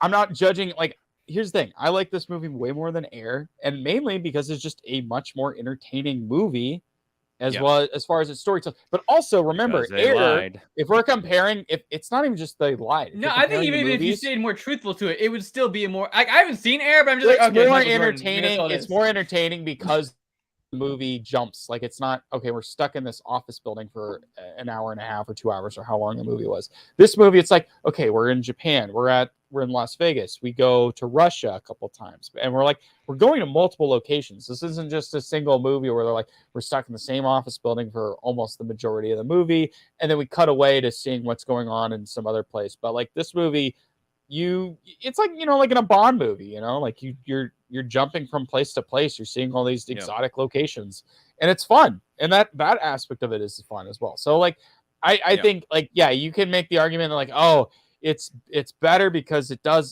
lies to me. I'm like, yeah, okay, you can make that argument, but I would say generally it's like this movie's more fun in general because I think the story's more compelling, the characters are more compelling, like the fact that it's more complicated. I haven't seen Air, but I'm assuming it's more complicated. Like with Air is literally like Air's like okay, we need to get Michael Jordan. Okay, well, who's competing with? We're competing with Adidas and we're competing with Converse. Great. That's all you need to know. And then it's like that's it. But this movie, it's like Adidas and Converse can offer more money, and that's about it. You've got three people who all think they own the rights to this thing, but they're also betting so they can get the rights for themselves. But there's also multiple types of rights that you could be acquiring. Also, Michael Jordan's dad is trying to take a cut and run. Kevra. At the end, actually, it was more about his mom than his dad. Like his dad hardly had anything to do with it. No, I'm just trying to compare if this movie was Air. Yeah, but I already mentioned a cut and divorce the other. But I already mentioned, Kevra, how there's a scene at the end where they kind of, because like any movie's going to do this, right? Where it's like a win then a loss, and it's okay. The Jordans are on board. We've sold them. They want to go with Nike. But he's got this long, drawn-out talk with Michael Jordan's mom, who's like, but we want a cut of every shoe sold. Just like in this movie, where it's like, we want $1 per unit sold. And they're like, great, $1, 50 cents, 25 cents, whatever. And it's a royalty. But she's like, we want a royalty per shoe. And he's like, well, that's not a thing. We've never done that before. And they build it up like it's going to be a big battle. And then he's like, okay, I'll see what I can do. And then he goes to talk to the CEO of Nike, who's Ben Affleck's character. And he's like, dude, bro, homeboy, the Jordans want a cut of every shoe. And he goes, fuck it. And that's it. Like, it's just like you expected there to be a big chase to the airport. Something that should be cut, honestly. Like, it sounds like it shouldn't even be in the movie. Like what I expected was, have you seen this movie? It'd be like at this movie, it would be like, okay, they got the rights, and then they're like, but like it does happen in this movie, but it's such a like a glossed over thing that it doesn't really matter when he like finally signs the rights. He's like, you'll get 50 cents per every cartridge. I just want to use my prop. 50 cents per every cartridge. And he's like, I want. Oh, look, he's got one too. Here's yours, Nance. He's like, I want it for touch cartridges. How about that? All right, touching cartridges now. Oh God, no! Blow on it. Blow on it. Anyway, it's like, but in that same moment, he's like, we want $1 for every cartridge, and he's like, fine, I don't give a shit. Here, sign the paper. Like they make it such a quick it would have thing. been interesting to see more of the Hank Nintendo dynamic, because Hank's just representing these big buyers. And also, like okay, Nintendo. so I didn't mention this. He was not there for the second meeting. So like the first meeting was like he was there and he was like going, like he was trying to get those. He wasn't there for the second meeting. The second meeting was with Nintendo and L-Org, and they were like, we need to buy the rights, and they were like, here's the money, and they bought them. But they didn't chase anybody. They didn't get chased out of communist Soviet Russia or anything like that. So that didn't happen. Which I thought was a ridiculous. Whenever that scene came up, I was like, this didn't fucking happen. Like, I was just sitting there like, I enjoyed it, but I was like, this is so fucking bullshit. This is bullshit. Yes, without a doubt. But I counter with the scene from Air where it's like the Jordans want 15 cents per shoe sold, and he goes, fuck it.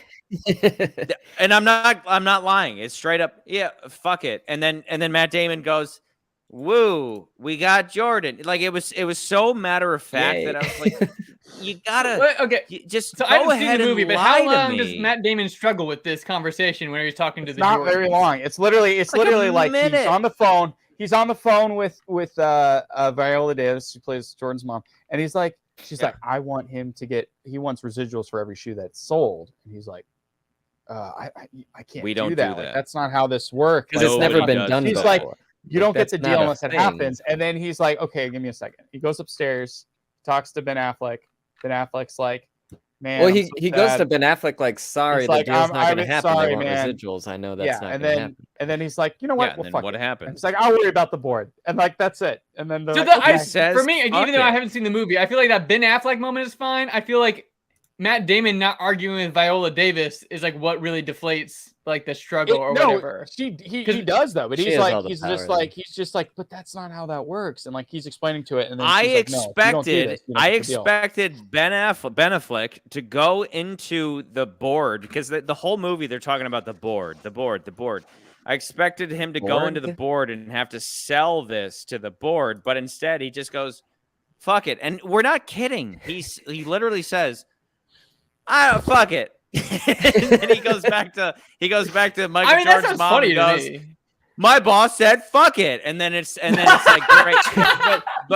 but meanwhile in Tetris it's like Anita, it was the Russian version of Anita hero, as it's like, do you trust me? Yeah, I trust you. And then they're like they go through the alleyway around that truck and all that. Like they made it action packed, and then they get to the it fit with the rest of the movie though. Like imagine freaking Matt Damon's going through like a he's hitting cars on the way like to Ben Affleck's office or some shit like that. Like exactly getting people like out of the road. Like that would be like ridiculous. Wait a second.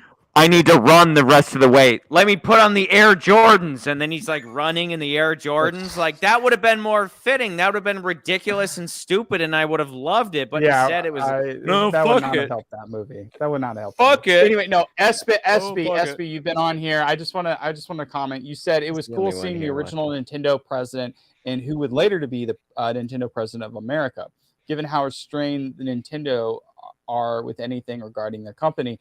And I was going to say this. Apparently, the guy who like convinced the president was Kevin. I fuck up his name all the time. You're gonna have to tell him.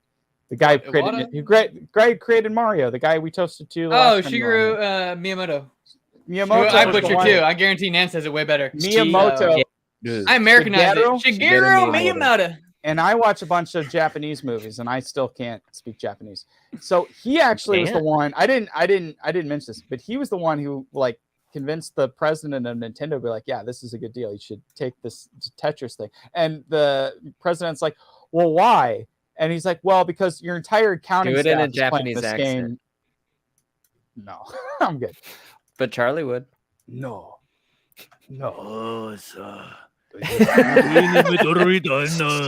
Oh my god! It's a contractor. No, but okay. So, Let me read the contractor. Oh yeah. Demonetized. This channel is no longer called Ranked. It's called Demonetized. That's the name of the channel. It's like, how long do we go with that? I think it's a good exit. But Miyamoto. But what actually happens is Miyamoto told the president, he's like, yeah, your entire the reason why this is a good, he's like, why is this a good game? Like, play this game for me. Tell me why we should take this deal. He plays the game and he's like, he comes back to him. He's like, yeah, the reason why this is a great game because your entire accounting staff is still playing this game, and all the secretaries are playing this game, and no one has stopped playing this game. Game. So it's like, yeah, I just love the connection. I love how. Oh my god, I love all this stuff. I love video games, man. I love how this all connected. Part is that this guy, that at the core of the story, and this is real, right? This is real, regardless of chases to the airport or whatever. The man Alexei, who invented Tetris, and he did it according to, who knows how it actually happened, but based off the movie, he enjoyed this block game, and he just out of passion invented this game because his day job was being a programmer for the Russian government. But he makes this game just because he wanted to. And then he let others play it because he wanted to. Just go ahead. And because that's anybody who just does something because they have a passion for it, right? They put it out there for free because they're at the bottom rung and they want it to, they're just like, I did it because for the love, go ahead and play it. But that very thing ends up setting the world on fire. And then based off that, he escapes communism. I watched this movie twice, and I'm not ashamed to say that scene where he shows up in San Francisco, American Emotion, fucking nailed me. That My American Emotion nailed me both times. I want to know more about what happened to him. And maybe I wasn't paying attention or something. You weren't paying attention. Did it say Hank ended up giving him $1 million, or no? Hank, well, yeah, so they formed the Tetris company together. Back up. So that's the thing that a lot of people say about they. A lot of people like to. It's a factoid thing that's not actually true, but it's whatever. Anyway, a factoid about Alexei is that a lot of people say, "Oh, he never made a cent off of Tetris." That's sort of not exactly true. When the original, based off the original bloom of this whole thing coming out, he didn't make any money off of that, of course. That didn't happen. So when he came to America, and then eventually the rights for the licensing rights had expired, communist Russia was gone, so they had formed this company, Tetris. They formed the Tetris company, and then they were reselling, because they still sell that game today, but you can also play it for free online. I was gonna say, maybe he was involved in they still make money off remakes. Yeah, there's other versions of the game that are out there. I mean, they can re-release new versions. I mean, Kevin, whoever made Snake, they got fucked over because you can go find a freeware version of Snake Switch anywhere. Yeah, but Kevin, you can play the Tetris 99 on Switch, right? You can. Yeah, you can play. Yeah. As long as you have an online membership, you can play Tetris. I guarantee you, they're making $1 off that from Nintendo, or they're making some money off it. So it's not like Alexei, he's like, oh man, he was some broke programmer and he's lived in Russia for the rest of his life. It's like, no, he came to America. He eventually made it here in America. I mean, he's credited for Tetris, but yeah, he helped create other puzzle games. He worked for Microsoft in 1995. He started working for Microsoft. He had developed games for them. I think a game called Hexus. I didn't mention this earlier, but there's a game called Hexus on Xbox. That was his creation that he had created, which is another puzzle game. But yeah, he ended up making a bunch of puzzle games for adults and that sort of thing. So he made money. This guy's nothing bad happened to him. He had a good life after the fact. He was just excited that his creation had left Soviet Russia, became this big worldwide thing that obviously made other people tons of money. Awesome. But again, anyway, not knowing what happened in reality in this story in the movie Tetris, he says at one point he's sitting when he first meets Hank. He says, I do not have the right to receive money for my game. And Hank says, that's criminal. And he says, no, that's communism. And that's no lie. Yeah. That's reality. It's like you do something Well, you did it for your motherland or whatever. But what everything comes down to is incentive. Everything in life comes down to incentive. Why do anything if you're not going to see benefit for it? And so that's what he's getting at. That he's like, the idealism of communism is, well, you do it for the glory of your nation. And that's easy to say if you're a mediocre, loser. You're like, yeah, I'm really happy that I have these other people who are really good at what they do. But for a guy like Alexei, what he was robbed of was and as I said in my intro, he was robbed of the capital, the hidden value of money in order to make another game and another game and another game. And this breeds inequality, but that's the core difference. That's when the 20th century coming down to the United States versus Russia, the United States being built on capitalism and Russia being built on communism, is that communism is, well, idealism will get us all the way. And anybody who's ever had a first day at a job, they understand. The first day, you're like, I'm new at this. I'm going to do a great job. But over time, you're like, I don't necessarily give a shit, right? And that's the problem, is that over time, nationalism isn't enough versus everybody is typically, because we're all human, we're all self-serving humans. We're out for ourselves, right? And that's just the naked reality of things. We all have ourselves and our families to look after, and that's what this movie is about. Is that it's like, you make this game, you should be rewarded, but it's like, no. Russia's going to get the reward, but then I'm human. Yeah, I'm human. Yes. Okay, fuck you. Oh but my God. where you see this manifest throughout the story, and those are the fun parts, is like taxi drivers, right? They're like, okay, my job is to drive people around. But their choice at the end of the day is who they pick up. Well, fellas, who do they pick up? Hot chicks? The people who are going to give them cancer because they want to fucking die. Yes, the people who are bribing them with a pack of cigarettes are the people who get a ride, which is fantastic. And throughout the movie, you see people like waiting in line for food. You have to wait in line for phone privileges, right? Rather than the person with the money to spend for international phone privileges, you have to wait in line for days, if not weeks, to use the phone because everything's all about equality. And then at the end, Gorbachev says communism was never meant to stand in the way of freedom, but human greed got in the way. And as he says that, he looks at our corrupt. Well, and that's the same thing the capitalists will argue all the time, is the fact that capitalism isn't inherently bad, but greed fucking corrupts it. That's the problem with humanity in general. Greed absolutely corrupts, and it doesn't matter what system you're using. People are going to find a way to fuck it up and abuse it, and that's just that's why you have governments who usually put in laws to prevent that kind of a thing. But usually the people with the fucking money are saying, actually, can you look the other way? And they go, okay. Exactly. So you have two different systems that are both going to become corrupt at some point. And you see that at the end of the movie. You have fat ass Robert Maxwell hanging out with fat ass Gorbachev. And Gorbachev says, he's like, yeah, I'm gaining weight, so I need a new suit. And then Maxwell's like, yeah, I know how that goes. They both represent the corruption of one system and the corruption of the other, but they both fall at the end of the day. And that's kind of the point, is that, again, to quote the Pope's Exorcist for the millionth time, your sins will find you out. If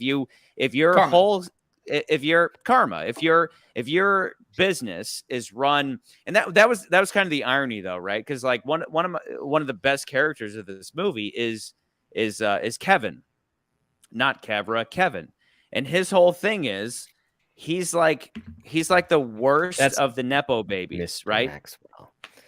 Yeah. That was one of the best hosts. Mr. Fuck McCurdy, you, Mr. Maxwell, Mr. Myers. Yeah, in general, people today act like privilege is some heaven where everything works out and life is gravy. Kevin Maxwell may eat and live well, But for him, privilege is a prison, a constant reminder that he's not a man, but a little boy pathetically following his father's footsteps, yearning for his attention and for the respect of others, but without taking the steps necessary to become his father, to outshine his father, step out of his shadow. He's a pathetic weasel, and everybody knows it. In this story, he's the worst kind of Nepo baby. The type of we talk about Nepo babies a lot, but he's the type that wants to have everything both ways. I want respect, but I haven't earned it. I want a quick route to the top courtesy of my billionaire father, but I don't want to be constantly reminded of cutting this corner. Assholes like him, like Harry of the royal family, like should join the fucking military or whatever if they want respect. But this guy's like Fredo, right? Have you guys seen Godfather 2, where he's like he's just whining about like I should be in charge, I'm smart. Yeah. I'm smart. I want respect, and it's like, no, you're not going to get respect because you've never taken a fucking step to get that. But at the end of the day, the irony is that Kevin Maxwell was not the only, but he was one of the only honest characters in this movie. He actually was trying to achieve this goal of making this deal. And he was honest about it, but his dad was bribing people around his back and all that. But meanwhile, every time somebody asks him about business, he's like, I'm too important. I don't have the time to deal with the minute details of whatever. At the end of the day, he was also just a piece of shit like his dad. He may have been honest about not taking bribes. Details. Well, I mean, the whole thing about the bribe thing, it seemed like he was like too far about like it wasn't like a virtuous thing, like bribes. I wouldn't do a bribe. It's like you're not worthy of a fucking bribe. Like it's almost like I'm so fucking far above you. Like no, I'm not gonna fucking bribe you just because I'm fucking powerful and rich. You need me more than I need you. Yeah, exactly. So I was like, he's not a virtuous right? character at all. He's like he's a little cunt baby. But anyway, they're both cunts. But you had these two fat guys. You had fat Maxwell and you had fat Gorbachev, showing that the people at the top win out, regardless of whatever system you have. The people at the top win out. Government takes all your money and squanders it either way. In America, they try to increase your taxes to steal all your money, but because that's what it comes down to, is that people act like money is something that like grows on trees or we dig up from the ground. But money is just value and time wrapped up and produced by productivity. It's like a promise. It's like you do the work now and you'll see value in the future. But as opposed to like people act like it's just something that we just like create out of thin air. It's like, no, people actually have to put effort into doing that. And then taxes are like a way of just like I'm of the camp that taxation is theft, like just straight up theft, where it robs people of the choice to do what they want with their money. So like this guy, Alexei, who just made a video game, he should become a millionaire overnight. And then he has the choice to give that money. Like we see him, they have a scene where he's outside of a grocery store and it's empty of food. And he decides to give his food to this less fortunate woman. And whether or not that happened in real life, whatever, it just shows that he's a good guy. But the point being that he makes something that sets the world ablaze. Like he makes something that everybody wants to buy. He entertains a planet. He should become a millionaire, and then he can do whatever the fuck he wants with his money. He wants to give it to charity. He wants to go and invest all of that in another video game. That's his choice. But the importance of a story like this is that the government says, no. We know better than you. We're going to take all the profits, right? Because at the end of the day, you're here to service the country, patriotism and all that. He takes all that money, or the government takes all that money and they appropriate it. They redistribute it. But at the end of the day, it all goes down the throat of Gorbachev. It makes that fucking asshole fatter at the expense of the guy who actually put the work in, and robs him of the choice to do whatever he wants, right? So at the end of the day, he ends up in San Francisco, in America, makes a bunch of money, and then at that point, he can do whatever he wants. And he goes on to make all these other video games. the point being, it's up to him at the end of the day what he wants to do with the sacrifices, the fruits of his labor, what he wanted to do. And that's the beauty of a story like this, is that at the end of it, throughout the story, it's sprinkled in there that he's like, when he's explaining to Hank, he's like, Hank's like, I was born here. I was born in the Netherlands or Holland or whatever, and I grew up in New York, and I've lived in all these different, and now I live in Japan. I've lived in all these different places, and Alexei says, I've only ever lived here, the apartment of my literally parents, this apartment.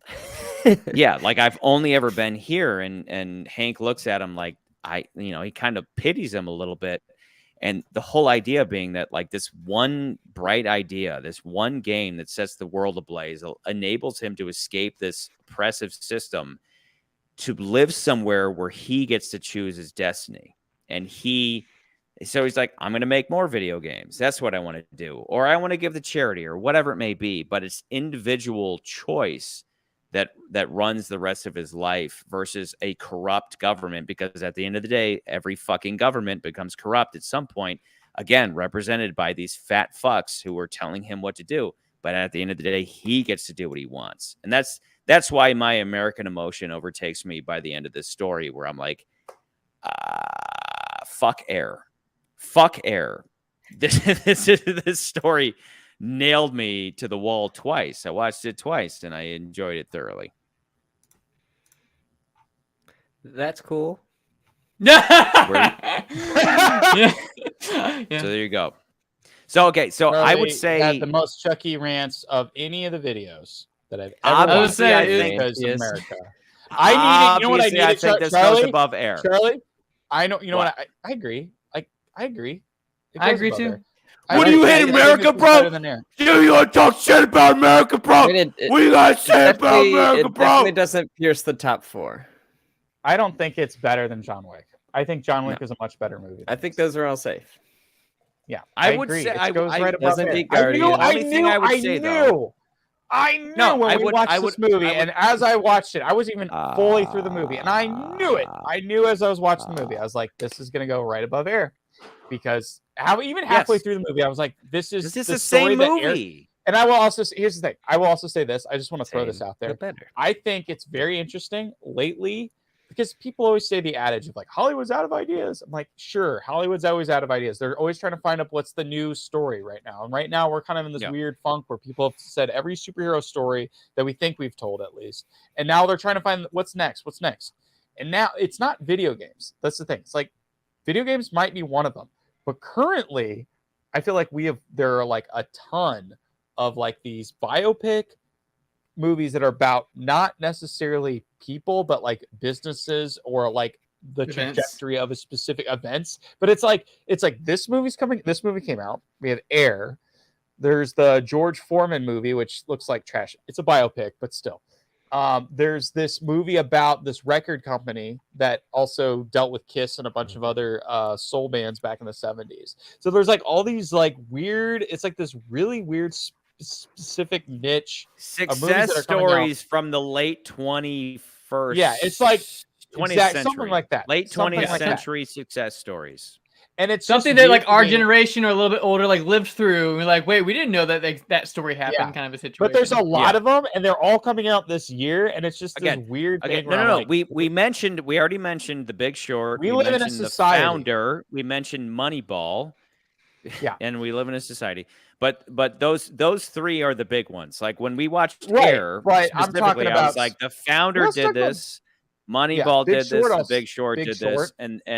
And Air, my biggest thing with Air was, as I've said tonight, it was like the jokes write themselves, right? Air was a little light, but it was just like, can't you beef this story up again? We said that if you would, all the stuff they had before the credits was like, the company went on to do this and so went on to do that. It was like, that's interesting. Couldn't that have made a better ending than what we actually got? What we got was a guy laying on a couch being like, and then we made $150 billion. Isn't that great?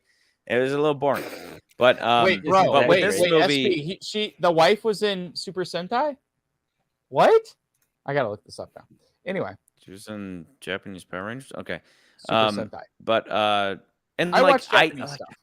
Like again, I even said during the Air episode, I was like, I wish this guy had a family that it could be like, if I don't make good on this deal, my family's going to be destitute. That's what this story did. And at the end, the whole thing is like all the stuff with his daughter and her recital and all that.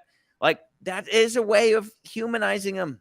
And if you think, but they didn't do a good job of that, though. I felt like that was one of the weaker elements, was the fact that like they didn't really build the whole relationship with his family. They were just kind of there in the background, and then like you got the sense of like he was ignoring him. I agree with Kevin. It got me. And I agree with this Kevin in the sense of like, okay, like typically when you're writing a movie, there's like you get to a point when you're writing it where you're like, oh yeah, we need that scene that we've probably seen in 100 other movies, right? Like. Yeah. To me, it reminded me like, okay, what are movies that are about fathers that neglect their families? What are movies about like Hook? Hook's a great example. It's a movie about is the a guy. One to go to. Yeah. Every time I see that scene where he's like, I'm on the phone call of my life. It's like I totally understand that scene now as an adult. Yeah. But yeah, that's. Wait until you have kids, man. So you'll understand. But more so than I think I will, maybe. Who knows? But anyway, what I'm saying is like you get to a point where you're like writing the movie and you're like, oh, we got to fit this scene in, and so we got to have the scene where he like makes it up to the daughter, and it's like, yeah. And I get where Kevin's coming from. It's like, no, I thought it was adorable. I was all about it. Where it didn't work. They didn't have the build up for it. Like they didn't have like a good starting point for it. But also, I thought it was cute. Well, to that same point though, was also like the chase scene and the airport stuff. I was like, this feels like it's ripped out of the script of Argo. Like they were just like, okay, we're gonna use this at the end, and we're gonna tack it on because we gotta raise the stakes. And of course, but it was like a better version of Argo. I will give it that though. It's more fun, and you're like really on board. Whether it was stolen or not, it was still effective. I love the switcheroo when they get on the airplane and he's like, what the fuck? And then they're like, oh, they're on the other plane. And then as soon as, but like what's more important is at the moment that he realizes the switcheroo occurs, he runs off and then he's confronted. Like it's whether or not it was inspired by Argo, which it probably was, it still worked. And I do think that the stuff with his family still worked where it's like, it's like his wife says at one point, she's like, we still have a life regardless of making $1 billion off of this game. And he's obsessed over it. But then when he gets home to Japan, he has his cute little recital with the girl. Like for me, it worked like where I was like, it was cute. It was still cute. I didn't hate it. I'm just getting to the point where I understand where Kevin's coming from, because it does feel like, oh, we need that scene. Oh, let's put that scene in the movie. Okay. Yeah. I love this. It wasn't earned in there, but that doesn't mean it was not earned.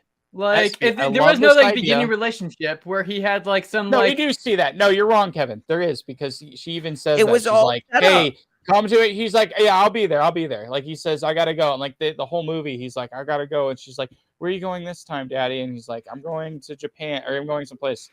That does happen in the movie. So there is I'm not saying that is two other kids that we don't see. There is setup. There is precedent towards the end. But their other kids. They set up thoroughly him and his kids. They set up his home life. Like not only do they set it up, but then when he meets Alexi and he's telling Alexi, these are my kids. He's talking about the importance of his family. But then we have that moment where he's like, fuck you, family. Like I'm working my ass off for you and you don't appreciate it. And his wife's like, that's pretty much I'll watch your recital when I get this deal done. He gave zero shits about the family up until like his wife is like, hey, you're being an asshole. And it's like that's what he's been the entire time. Like you never see him like have an actual relationship with his family up until the very end. Business done. I think he was doing what he needed to do. Yeah. Yeah, he was all about business. Like the family was just there, and he was just ignoring them up until the point where he lost everything, and his wife was like, "Yeah, you're a fucking dick." And then he's like, "You forgetting about this scene?" And then he's like, "Okay, now that I've made the money, here you go, daughter. Now that I made $5 million or whatever it is, I'm gonna put a little stage there for you because now my problems are solved, and so let's focus on you now." And it's like, that seems like speaking of Hook, though, that all felt true to life, where it was like your little fucking recital is nothing next to the legacy of this family. And then once he because before then he's like, yeah, I love you. Like I'll be at your recital, but like I'm in Russia where shit's kind of fucked up. And then the daughter's that like, stuff at the beginning of the film where you show the love of him, and he's like, he's doing this for you. Like, but he was with his family at the beginning. For you, what? He was with his family at the beginning. Just because you're with your family doesn't mean you're like having a loving relationship or anything. Like he's just sitting there, like he's like, look at him fucking playing Tetris. They're quiet. Awesome. I love it when my kids shut the fuck up. Like that's the moment. Which is also that true they have at the beginning of the movie. And then at the end, like the middle, she's like, you're so focused on the it's like, yeah, that's the whole fucking movie like that I'm watching. Like I don't know. It doesn't have the beginning emotional connection with the family. What it's you just, wanted it makes you was assume, him. Well, he married this woman. He had these kids. Of course, he fucking loves them. But he's way more preoccupied and not giving a fuck about them because he's more focused on Tetris. And then you have remember, they're not his kids. They're not his kids also, because obviously they look fully Listen. Japanese. They don't look half Japanese at all. You would have, but known you wanted that. a scene of him tucking his kids into bed and just being like, I love something you, like that. I wanted something where he's being you. a loving and caring father. You know what? Yeah, Kevin, this is where you're wrong because there is a scene, but we don't. There's a scene, and there's another problem I have with that scene because remember when he gets honey trapped in the movie, and we talked about this at the very beginning because I completely forgot about it because Charlie got on his soapbox Chucky Rance got on his capitalism soapbox, and I forgot we talked about this, but in the beginning of the movie or the beginning of this podcast, we talked about that scene where the girl comes up to him and kisses him, and he's like, I'm sorry, I'm married. And like he cuts it off. And in that moment, I realized he really does care about, it's not just his wife, but he also cares about his family because he knows as someone who's obviously married. Well, he's an honorable man. Like that's the thing. Exactly. They keep saying that. Like he repeatedly says, I'm an honorable person. Kids, I don't need an extra little kissy tuck in the bed, rub. If you have the moment with his kids at the end, I think you do need that, and you also need multiple kids instead of just like the one. Like the fuck the other kids. Drag the movie. It's just gonna be like an extra cutaway you don't need. Yeah. Anyway, no. Hold on. Back up. I do. I'm reading SB's comment. This is true that she trolled the other sister by being like, "Here, you pretend to play," and I've done that. The same thing as I've playing. done that. I've done that. Everyone's done that. Well, and that was happening. Like the sister was doing this. Like the sister was playing like this, like in the air, which is funny. But no, I like the building up family stuff. It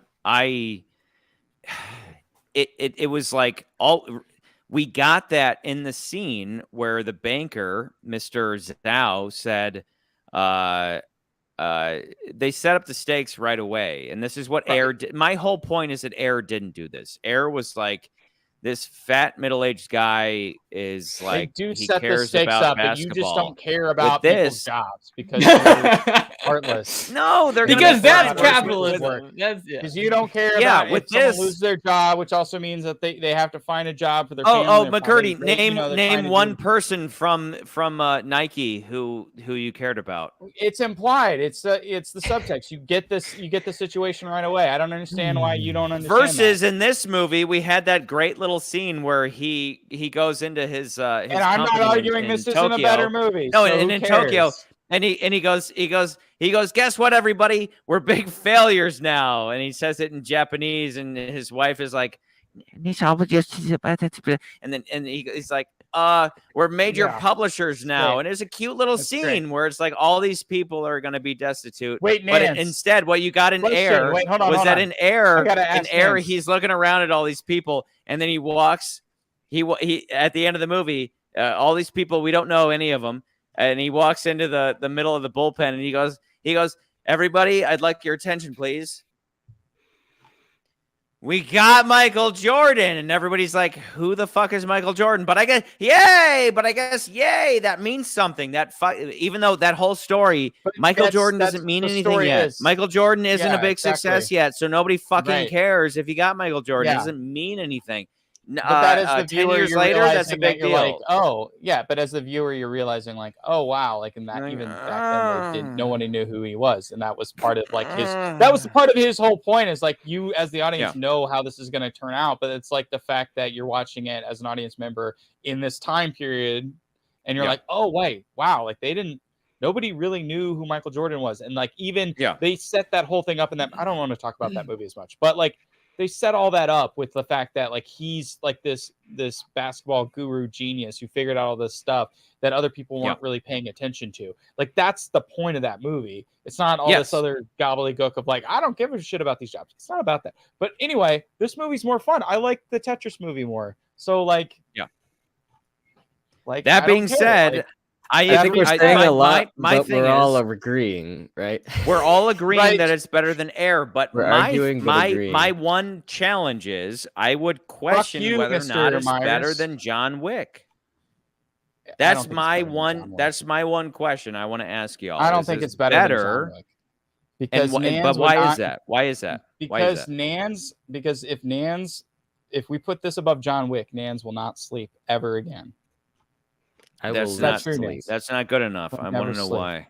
I really don't think. I think John Wick is just a much more entertaining movie overall. Intent. That's a good enough. What you always say, Chart? Intent. The intent of the movie. I think John Wick is a much more engaging movie. I do feel like there's times in this movie. Like, okay, here's the other thing. This movie. Okay, John Wick. This movie, right? This movie's got like all these features. Like if I'm comparing cars, I'm just gonna do a car comparison, right? Car comparison. Go with the car comparison. Nans might follow with this one. I don't know. Okay. So think of like unless you screw it up. Unless you screw it up, but you know, we'll see. But you're rooting for John Wick, so I know where I'm going with this one. Okay. So Tetris is like it's a luxury car that's got all these really great features on the car, but it's not a fast car. And you get your enjoyment, but it's not adventurous. I don't feel like I'm feeling the excitement when I get into this car. It's like great, it's got all these cool features like GPS and all this stuff, but I'm like it's just a bunch of stuff. And this movie has that. Like it's like we got to have the 8-bit stuff. We got to explain all this stuff. We got to have the car chase. We're gonna put this family thing that doesn't work for Kevra. Like we got all these things. We got all the things. We got all the features. But John Wick's the movie that's like fuck all of that. I just watched Two-Lane Blacktop, by the way. So this Tetris is an old person's Lexus. No. It's so reliable. Great. It's got all this. It'll last forever. Right. No, let the car guy go. Let the car guy go. Let the car guy go. Nance, go. John Wick 4, though. John Wick 4 is an American. John Wick 4 is American. Doing burnouts, but it's not. It's just shooting people in the face. But it's not just any American muscle car. Like it is a stripped down. I'm gonna go for speed muscle car. Like we're gonna take all the bullshit out. We're just gonna put the fucking it's like a Fast and Furious. It's a Fast and Furious. Like we're gonna strip this all of its bullshit, and it's just what you fucking wanted. You wanted a muscle car. That means you wanted to go fucking an fast engine and a shit. seat and a steering wheel. An engine and a seat and a steering wheel. That's all you fucking need. You don't need anything else. That's what John Wick is, and it's fucking awesome, and it makes you look like a badass. When you drive a Lexus, I mean, you're like, yeah, you got some money, and it's the great, muscle car gives you a tingle in your balls. The Lexus, you don't feel anything. You don't feel nothing. Fellas, I don't need anything more than that. That's all good by me. Tingling. All good by Kevin, me. did you need an example? Kevin, did you need one? Did you need one? I mean, I haven't seen Air or John Wick Chapter 4, so I don't think it's going to really register for me. Do you want a comparison? Let's I also don't know cars at all. That's the other thing. Video games. Okay, video games. Like, what's your favorite? It's the Tetris of Tetris, right? Tetris is not Tetris. So Ocarina of Time is a great game, right? And Ocarina of Time's got all these different temples and stuff. Overrated, but yes. Stuff. It's overrated. It's got all these temples, and it's got like a thing. But then Breath of the Wild, right? They're like, fuck that. You can do whatever you want. Like, you can have freedom. You can do that, and that's the premise of the game. It's like, I don't give a shit about like, oh, we got to go to the fire temple, then we got to go to the water temple, and then we got to figure out the water temple because I don't understand water elevators. But no, then you get Breath of the Wild, and it's like, no, fuck all of that. You can go anywhere. You can do whatever you want. It's all stripped down. It's like, it's simple. Like this, like you can go right now. You can go fight Ganon right now. You can do it. If you complete the tutorial, of course. Yeah. You can do it. You can go. Can you have a pistol? Just real quick, Dragon's 2023 Breath is now at Beau Is Afraid, Infinity Pool, Guardians 3, John Wick 4, Tetris, welcome. Just above Air, because you're the same movie. 6 Air, 7 Creed 3, Shazam 2, Dungeons and Dragons, Megan Missing, Scream 6, the Mario movie, Ant-Man and the Wasp, Quantumania, Renfield, Evil Dead Rise, The Pope, Exorcist, Magic Mike 3, Knock at the Cabin 1, Plane 1, Cocaine Bear is a piece of shit. Kevra, you know what I love? At some point, you said last night on Nance's broadcast you'd love to rank Zelda. Yeah. Someday. Yeah. Back in 2026, whenever Nance has completed all the Zelda games, because it sounds like he hasn't, completed a lot. No, if he hasn't done Ocarina of Time, I feel like he hasn't done a lot. We want to start next week. We start playing all the Zelda games next week. You do all the editing, and you premiere them all on this channel. Do you accept this challenge? Absolutely not. I hate editing. Yeah. He's like, everybody out there, somebody start a crowdfunding initiative to get Kevra to start editing all the Zelda. I mean, here's the thing: is how much editing do you need, considering the fact that you guys, you do these live things where you just have like graphics thrown up like here and there. Like, I feel like it's not like my videos where like I'm throwing up 5-second clips throughout like a 30-minute video. It would be us doing the shit we normally do for Bond. He wants a Bond. The 4 of us and whoever else wants to join, recording us talking about the games and then editing full-fledged videos of that discussion with game footage, and then ultimately ranking whatever, like 20 Zelda games top to bottom. There's that many. Yeah. I think there's 19. I think 20 is Tears of the Kingdom. So, but if it was what, Ocarina, Majora, what's even Wind the Waker, next? Wind Waker, Twilight Princess. Wait, are we just doing the console games? We're just doing console. I'm assuming that's what we're. I'm assuming he's not playing all 20. Like, Nance, have you ever played at Ocarina? I think we'd have to do all of them. All 20? All of them. I would have to find. That would be so hard. And then you have to find all the CDI games. Fuck that, Charlie. I'm not doing that. I mean, the CDI games don't count. Nintendo games. It is a Nintendo game. Well, so what about like a Capcom? What about the Capcom Zelda games, which are like all the handhelds? I don't want to do that. Because it's not. Just do the console ones. Just do the main console ones.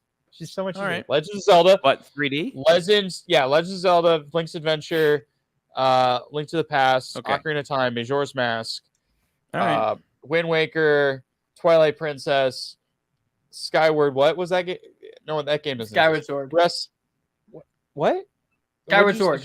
I couldn't hear you. I'm sorry. I didn't hear what you said. It's just a bit. I didn't hear what you said.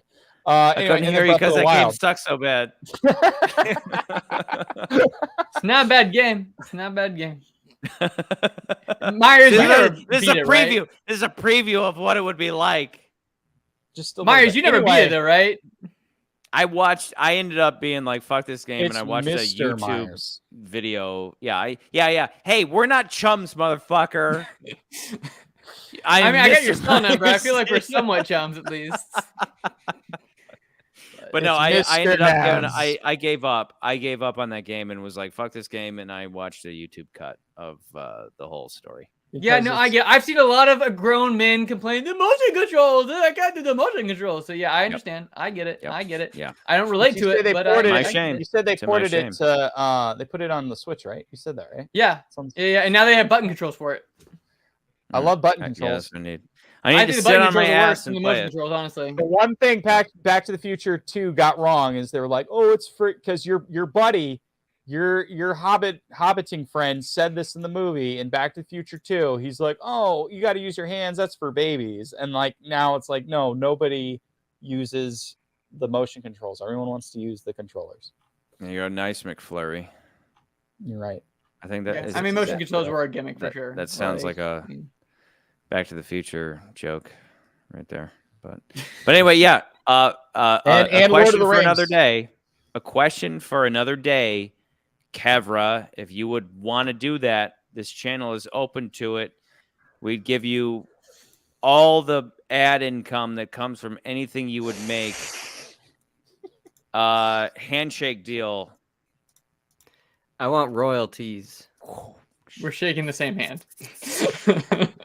just like this movie. Just like this movie. All of you have the rights, and then like you fight over them, and then you like nobody has the rights at the end of the day, but you like fight. You know what I'm saying? They like fight. Yeah, I get. But you like, I see what you're saying. Yeah. But then like Russia has all the deal all at the end of the day. But someday doing Zelda shit, and then live streaming all of it on Nance's channel Before would be a blast. Even think about all that. What are we doing this weekend? What movie are we doing? Book Club 2. Oh God. Okay. Listen, you got to broaden your horizons, guys. What even is the other one? Why are we not doing the Zodiac thing? Yeah, what is that? You can do the Zodiac thing. I thought, like in good faith, you just watch every fucking movie. Because if we're just watching all the horror films and all the action movies, you're not really watching all the movies. You're just watching. You got to do all the franchises. This is a sequel to the book. This is a sequel. Knights of to the the first I just think McCurdy's trying to torture us. I am. Because I had to watch 4 horror movies back to back to back. And I was like, this is great, but I'm like, I want something different, which was nice watching Tetris. But Knights of the Zodiac is a Sony Pictures Entertainment. Okay, real quick, let me ask, does anybody have any other further notes on Tetris? No. Okay. Everything. Now that we're chilling with also, Mr. Kevra, I also need SB to make rank 2 because we would. How dare we would? Oh yeah. He was going to make rank 2. He's like, but if you do Book Club 2, we're doing at ranked 2, and I'm like, I want to see that. Yes, but we brought Kevra in because Kevra is apparently our video game man because he's all about how to adapt video games to the big screen, and he already said he's like, or the small screen, either one. Yeah. And he's like, you're going to make Tetris? How about a communist thriller? That was all his idea. But anyway, how many videos do you have out for Zelda at this point? Right now, I only have 3 because Ryan and I have been really busy with casting stuff. Like, he's been constantly FaceTiming me, and we've been watching auditions and all that kind of stuff. But okay, so I'm caught up. But when does number 4 come out? I mean, I don't have a schedule, but I mean, I've been working on it. I'm hoping for next week, but I also want to like have the next 2 are about Skyward Sword, and I kind of want to release them close together. Catch us up to what we're even talking about for anybody who doesn't know. So yeah, if you don't know, I launched a channel about a month ago-ish where I launched a few videos about how to adapt The Legend of Zelda. Really, the channel is about how to adapt video games in general, but I'm starting with The Legend of Zelda. It's going to be 17 videos long. I've released the first 3. The first one is about the different kinds of stories you could adapt. The second one is about the different kind of medium. And then the third one is basically a basic rules of like things that you can't really do or things that you need to do when adapting specifically the Legend of Zelda games into movie adaptations. And then so the first one we're going to start off with is Skyward Sword. And of course, then we're going to tackle other video games in the franchise as well, none of which Nans has played. So yeah. But Skyward Sword being the technically the first. What was that? In like the history of Zelda, like where it's the origin story. Yeah. Wait, what? What was what? You were talking about something for a little bit, and I didn't hear. Yeah, Skyward Sword. Wait, what? The Sword of the Skyward. Yeah. I don't know what that is. It's got. I know you played like I think you even got to the first temple and you gave up on it. Yeah. You're not even saying words at this point. Remember at the end of Wind Waker when Link runs up. Oh, Wind Waker! I know that one. And I know what that one is. Stabs him in the face. That's what I'm doing to McCurdy right now. Run up McCurdy's body, flip around in the air, and then just stab him. Which clearly that would have been a great game to start off with. You kill off Ganondorf. You're like the guy who's already had an origin story. Blah blah blah. Like, that would have been perfect to start off with. But I mean, Skyward Sword makes so much sense to start off with, even though it's not the fan favorite. But again, that's also the big reason why you start off with it is because of the fact that it's not the fan favorite. You're going to piss off the least amount of fans. But it is the beginning. Piss off the most amount of fans. No. Okay, McCurdy, you're did you want to play Tetris on your white wall? Or, I can't. I was going to. I couldn't get it to work because again, this is an old system.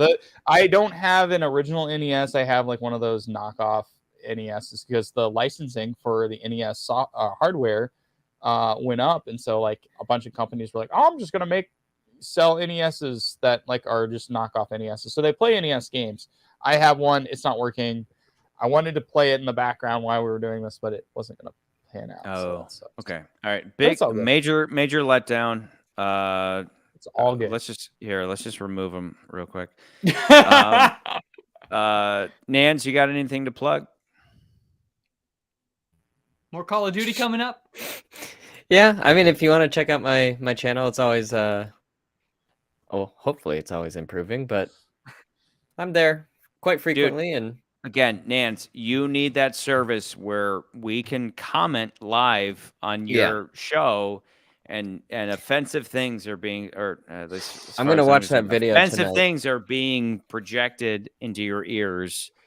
That'll be fun, but otherwise, I think most streamers don't have that though, because I mean, like whenever, like the big streamers, that would just be a constant. You just hear like dialogue. Yeah, because there's a way. I don't know if it's built into Nance Twitch, would be great. But there's definitely a thing where, like, you can donate, and above a certain threshold, it'll read out what it is, determined by the streamer. So I'm sure you could do it for even just the live chat, but I don't know if that's like a Twitch thing or something else, but I'm going to check out that video you sent to see how I could get that going, because that'd be cool. Yeah. Well, also, anyway, I feel like if you are mostly playing shooters, I think it's harder to watch the chat as opposed to if you're playing like an open world game, you just got done with the task, you can look and see what the chat is saying, kind of a situation. Yeah, definitely. Like if you're just standing still in a shooter, you're probably going to get shot at. Yeah, otherwise it's like, hey, wife, get down here and read my chats. You know, that's... Give you a hand job at the same time. She hasn't done. Yeah, I need a hand job and a chat reading, but that hasn't happened yet. So it just reminds me of the South Park episode where there's just a bathroom, chat reads. Yeah.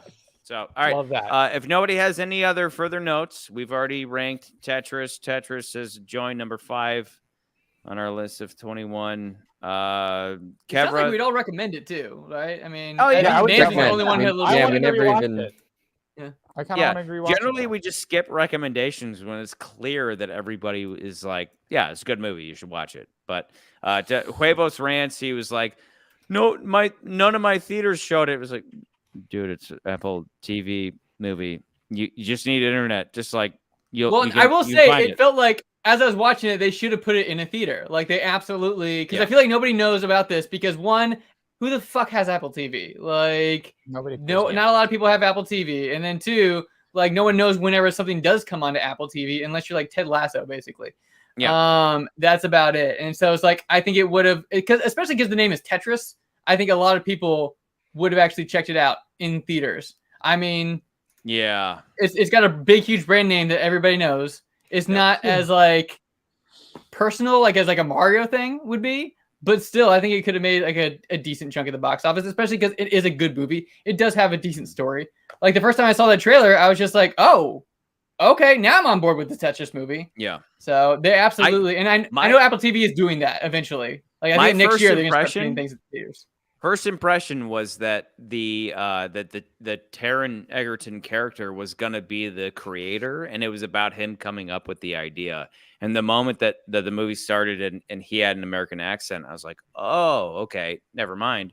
And then he ended up being just a very endearing character, just like like as we pointed out with the Founder or Moneyball. You know, this character who's like the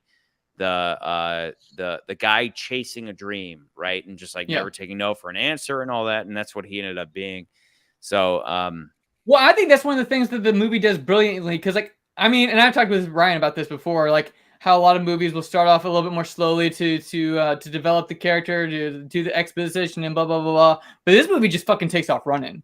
Yep. Like this movie is pretty much, you see him in Las Vegas. He's like, oh, that like he doesn't seem to be doing well. Like you kind of get the gist, like he's not like where he wants to be in life. And then that's reinforced by the banker scene where he's like, I need more money. And he's like, you owe us money already. Like, no. And so you just like, even though that plot, the inciting incident is like basically already happened of him like wanting to get the licensing and going out and doing all this stuff with Tetris, you still get at the very beginning, like what his desires are, why you should like him, all that kind of stuff. It does it really well without taking a lot of time to do it, aside from his family, of course. But, but him as a character, absolutely. And that all goes back to my opening rant about how they set him up. Literally, they set him up as player one, and they set up all the other players. But the idea being that he's the guy who isn't necessarily, a winner right off the bat, but he is going to risk all to make it big. And so once he does so, to the winner go the spoils, right? Versus to the winner go, to the winner's government go the spoils, so that they can squander all of it and they can become fat and all that. So it's like this guy risks everything to better himself and his family, and then beyond that, he takes that money in order to enrich his best friend in the story, who is the inventor of Tetris, who he respects because he's like, dude, I'm a programmer, you're a programmer, I love this game, I have the ability to enrich your life, versus entrusting all of that to a government bureaucracy that is inevitably corrupt, because that's just what happens. That's what happens inevitably. Absolute power corrupts. Absolutely. So that's the lesson at the end of the day, is that this guy risks everything, and therefore he gets all the reward. The best man wins at the end of this story. And while that doesn't always happen in the short term, it does happen in the long term. And that's what we see, is that at the end of the day, Tetris wins out. Although I will say I was kind of judging him a little bit whenever he goes to Russia, and it becomes way more complicated than he thinks, and he still doesn't give up, even though it clearly is like a dangerous situation for him and his family. And I was just like, I don't know if I'd be doing all that shit, man. Like you're taking a big risk. I mean, your family's at risk of being killed off by the fucking Russian government, and you're still fucking going for this. You're kind of a dick. Like your wife should have fucking left you. It's like you missed your daughter's recital. They never had anybody like covered in blood. Anybody who got beat up was like a little bruised, But they were all right. They were all right. But otherwise, Tetris turns out is a fun movie. It made number 5 in our list so far. So just under John Wick, which John Wick just wows. It just fucking wows. So anyway, anybody else? You guys got anything else to? Anything before we toast, fellas? Kevra, you already talked about your Zelda videos. You got number 4 coming out. We're looking forward to that. But okay, here's for Alexi. There he is. There he is. So the guy who made this. Is he still alive? I think so. I do believe he's still alive. So they didn't say he died, so I assume so. He hasn't died. He's still alive. He's still kicking. I mean, this all happened. When most of us were born. So this is a lot of this movie. I was born in '89. Like I'm just saying, a lot of the major events. Yeah, I thought they said 88, 89. Original Game Boy came out in '89. He made this game. I believe he made this game in like 85, 86, something like that. The single obvious thing that I thought this movie would do was that the inevitable falling of the Berlin Wall. I thought they would do a Tetris falling of the Berlin Wall, and they never did. And maybe that would be too obvious, but I was like, no, you should do it. Like do it in the credit. Yeah, just like have like a little thing in the credits. Yeah. Like in the credits, okay. But I was if they did it like when they actually showed the Berlin Wall being torn down, like at the end of the movie, I would have been like, okay, I'm on board with everything that I know Nans wasn't, but like all the Tetris-y stuff, all the 8-bit stuff, I really enjoyed. Even the car hitting like the other cars, I enjoyed that. But I think the Berlin Wall, if you like had Tetris pieces like coming out of it, I would be like, no, that's where I'm up. No, that's where you take it 1, 2, 3. That's where I draw. But at some point, it would have been so obvious in a good way, like just do it. But they didn't. But whatever. But all the same, this man, Alexei Pajobadov, he fucking escaped communism by coding a game that everybody loved to the point where, like, hey, dude, we're gonna get you up out this situation because you deserve better. Your entire family is gonna be extracted to a place that can appreciate you, so that you have the choice, you have the freedom to do more than with your success. Like, you have this success, now you get to do more with that. You have the choice, you have the freedom to do more with it, and that's what he did. He continued making games for he made Hexagon, whatever the fuck he made, but Hexus. Yeah. But it probably didn't matter. He's probably making. And his main game went on to sell what? It was a 500 million or 500 billion? No, 500 million copies, I think, something like that. Something ridiculous. Yeah. Like, it was like one of the best-selling games of all time. Yeah, McCurdy, you got anything else for Mr. Alexi? In Russia, game make you. In Soviet Russia, blocks destroy you. I still love From Russia with fun. Yeah, which all goes back. Yeah, the ultimate plug into our homeboy James Bond. So, all right, Alexi, you're a fucking god among men. Glad you came to America at some point, because that's what you deserve. Cheers, fellas. Cheers. Good night, y'all. Good night.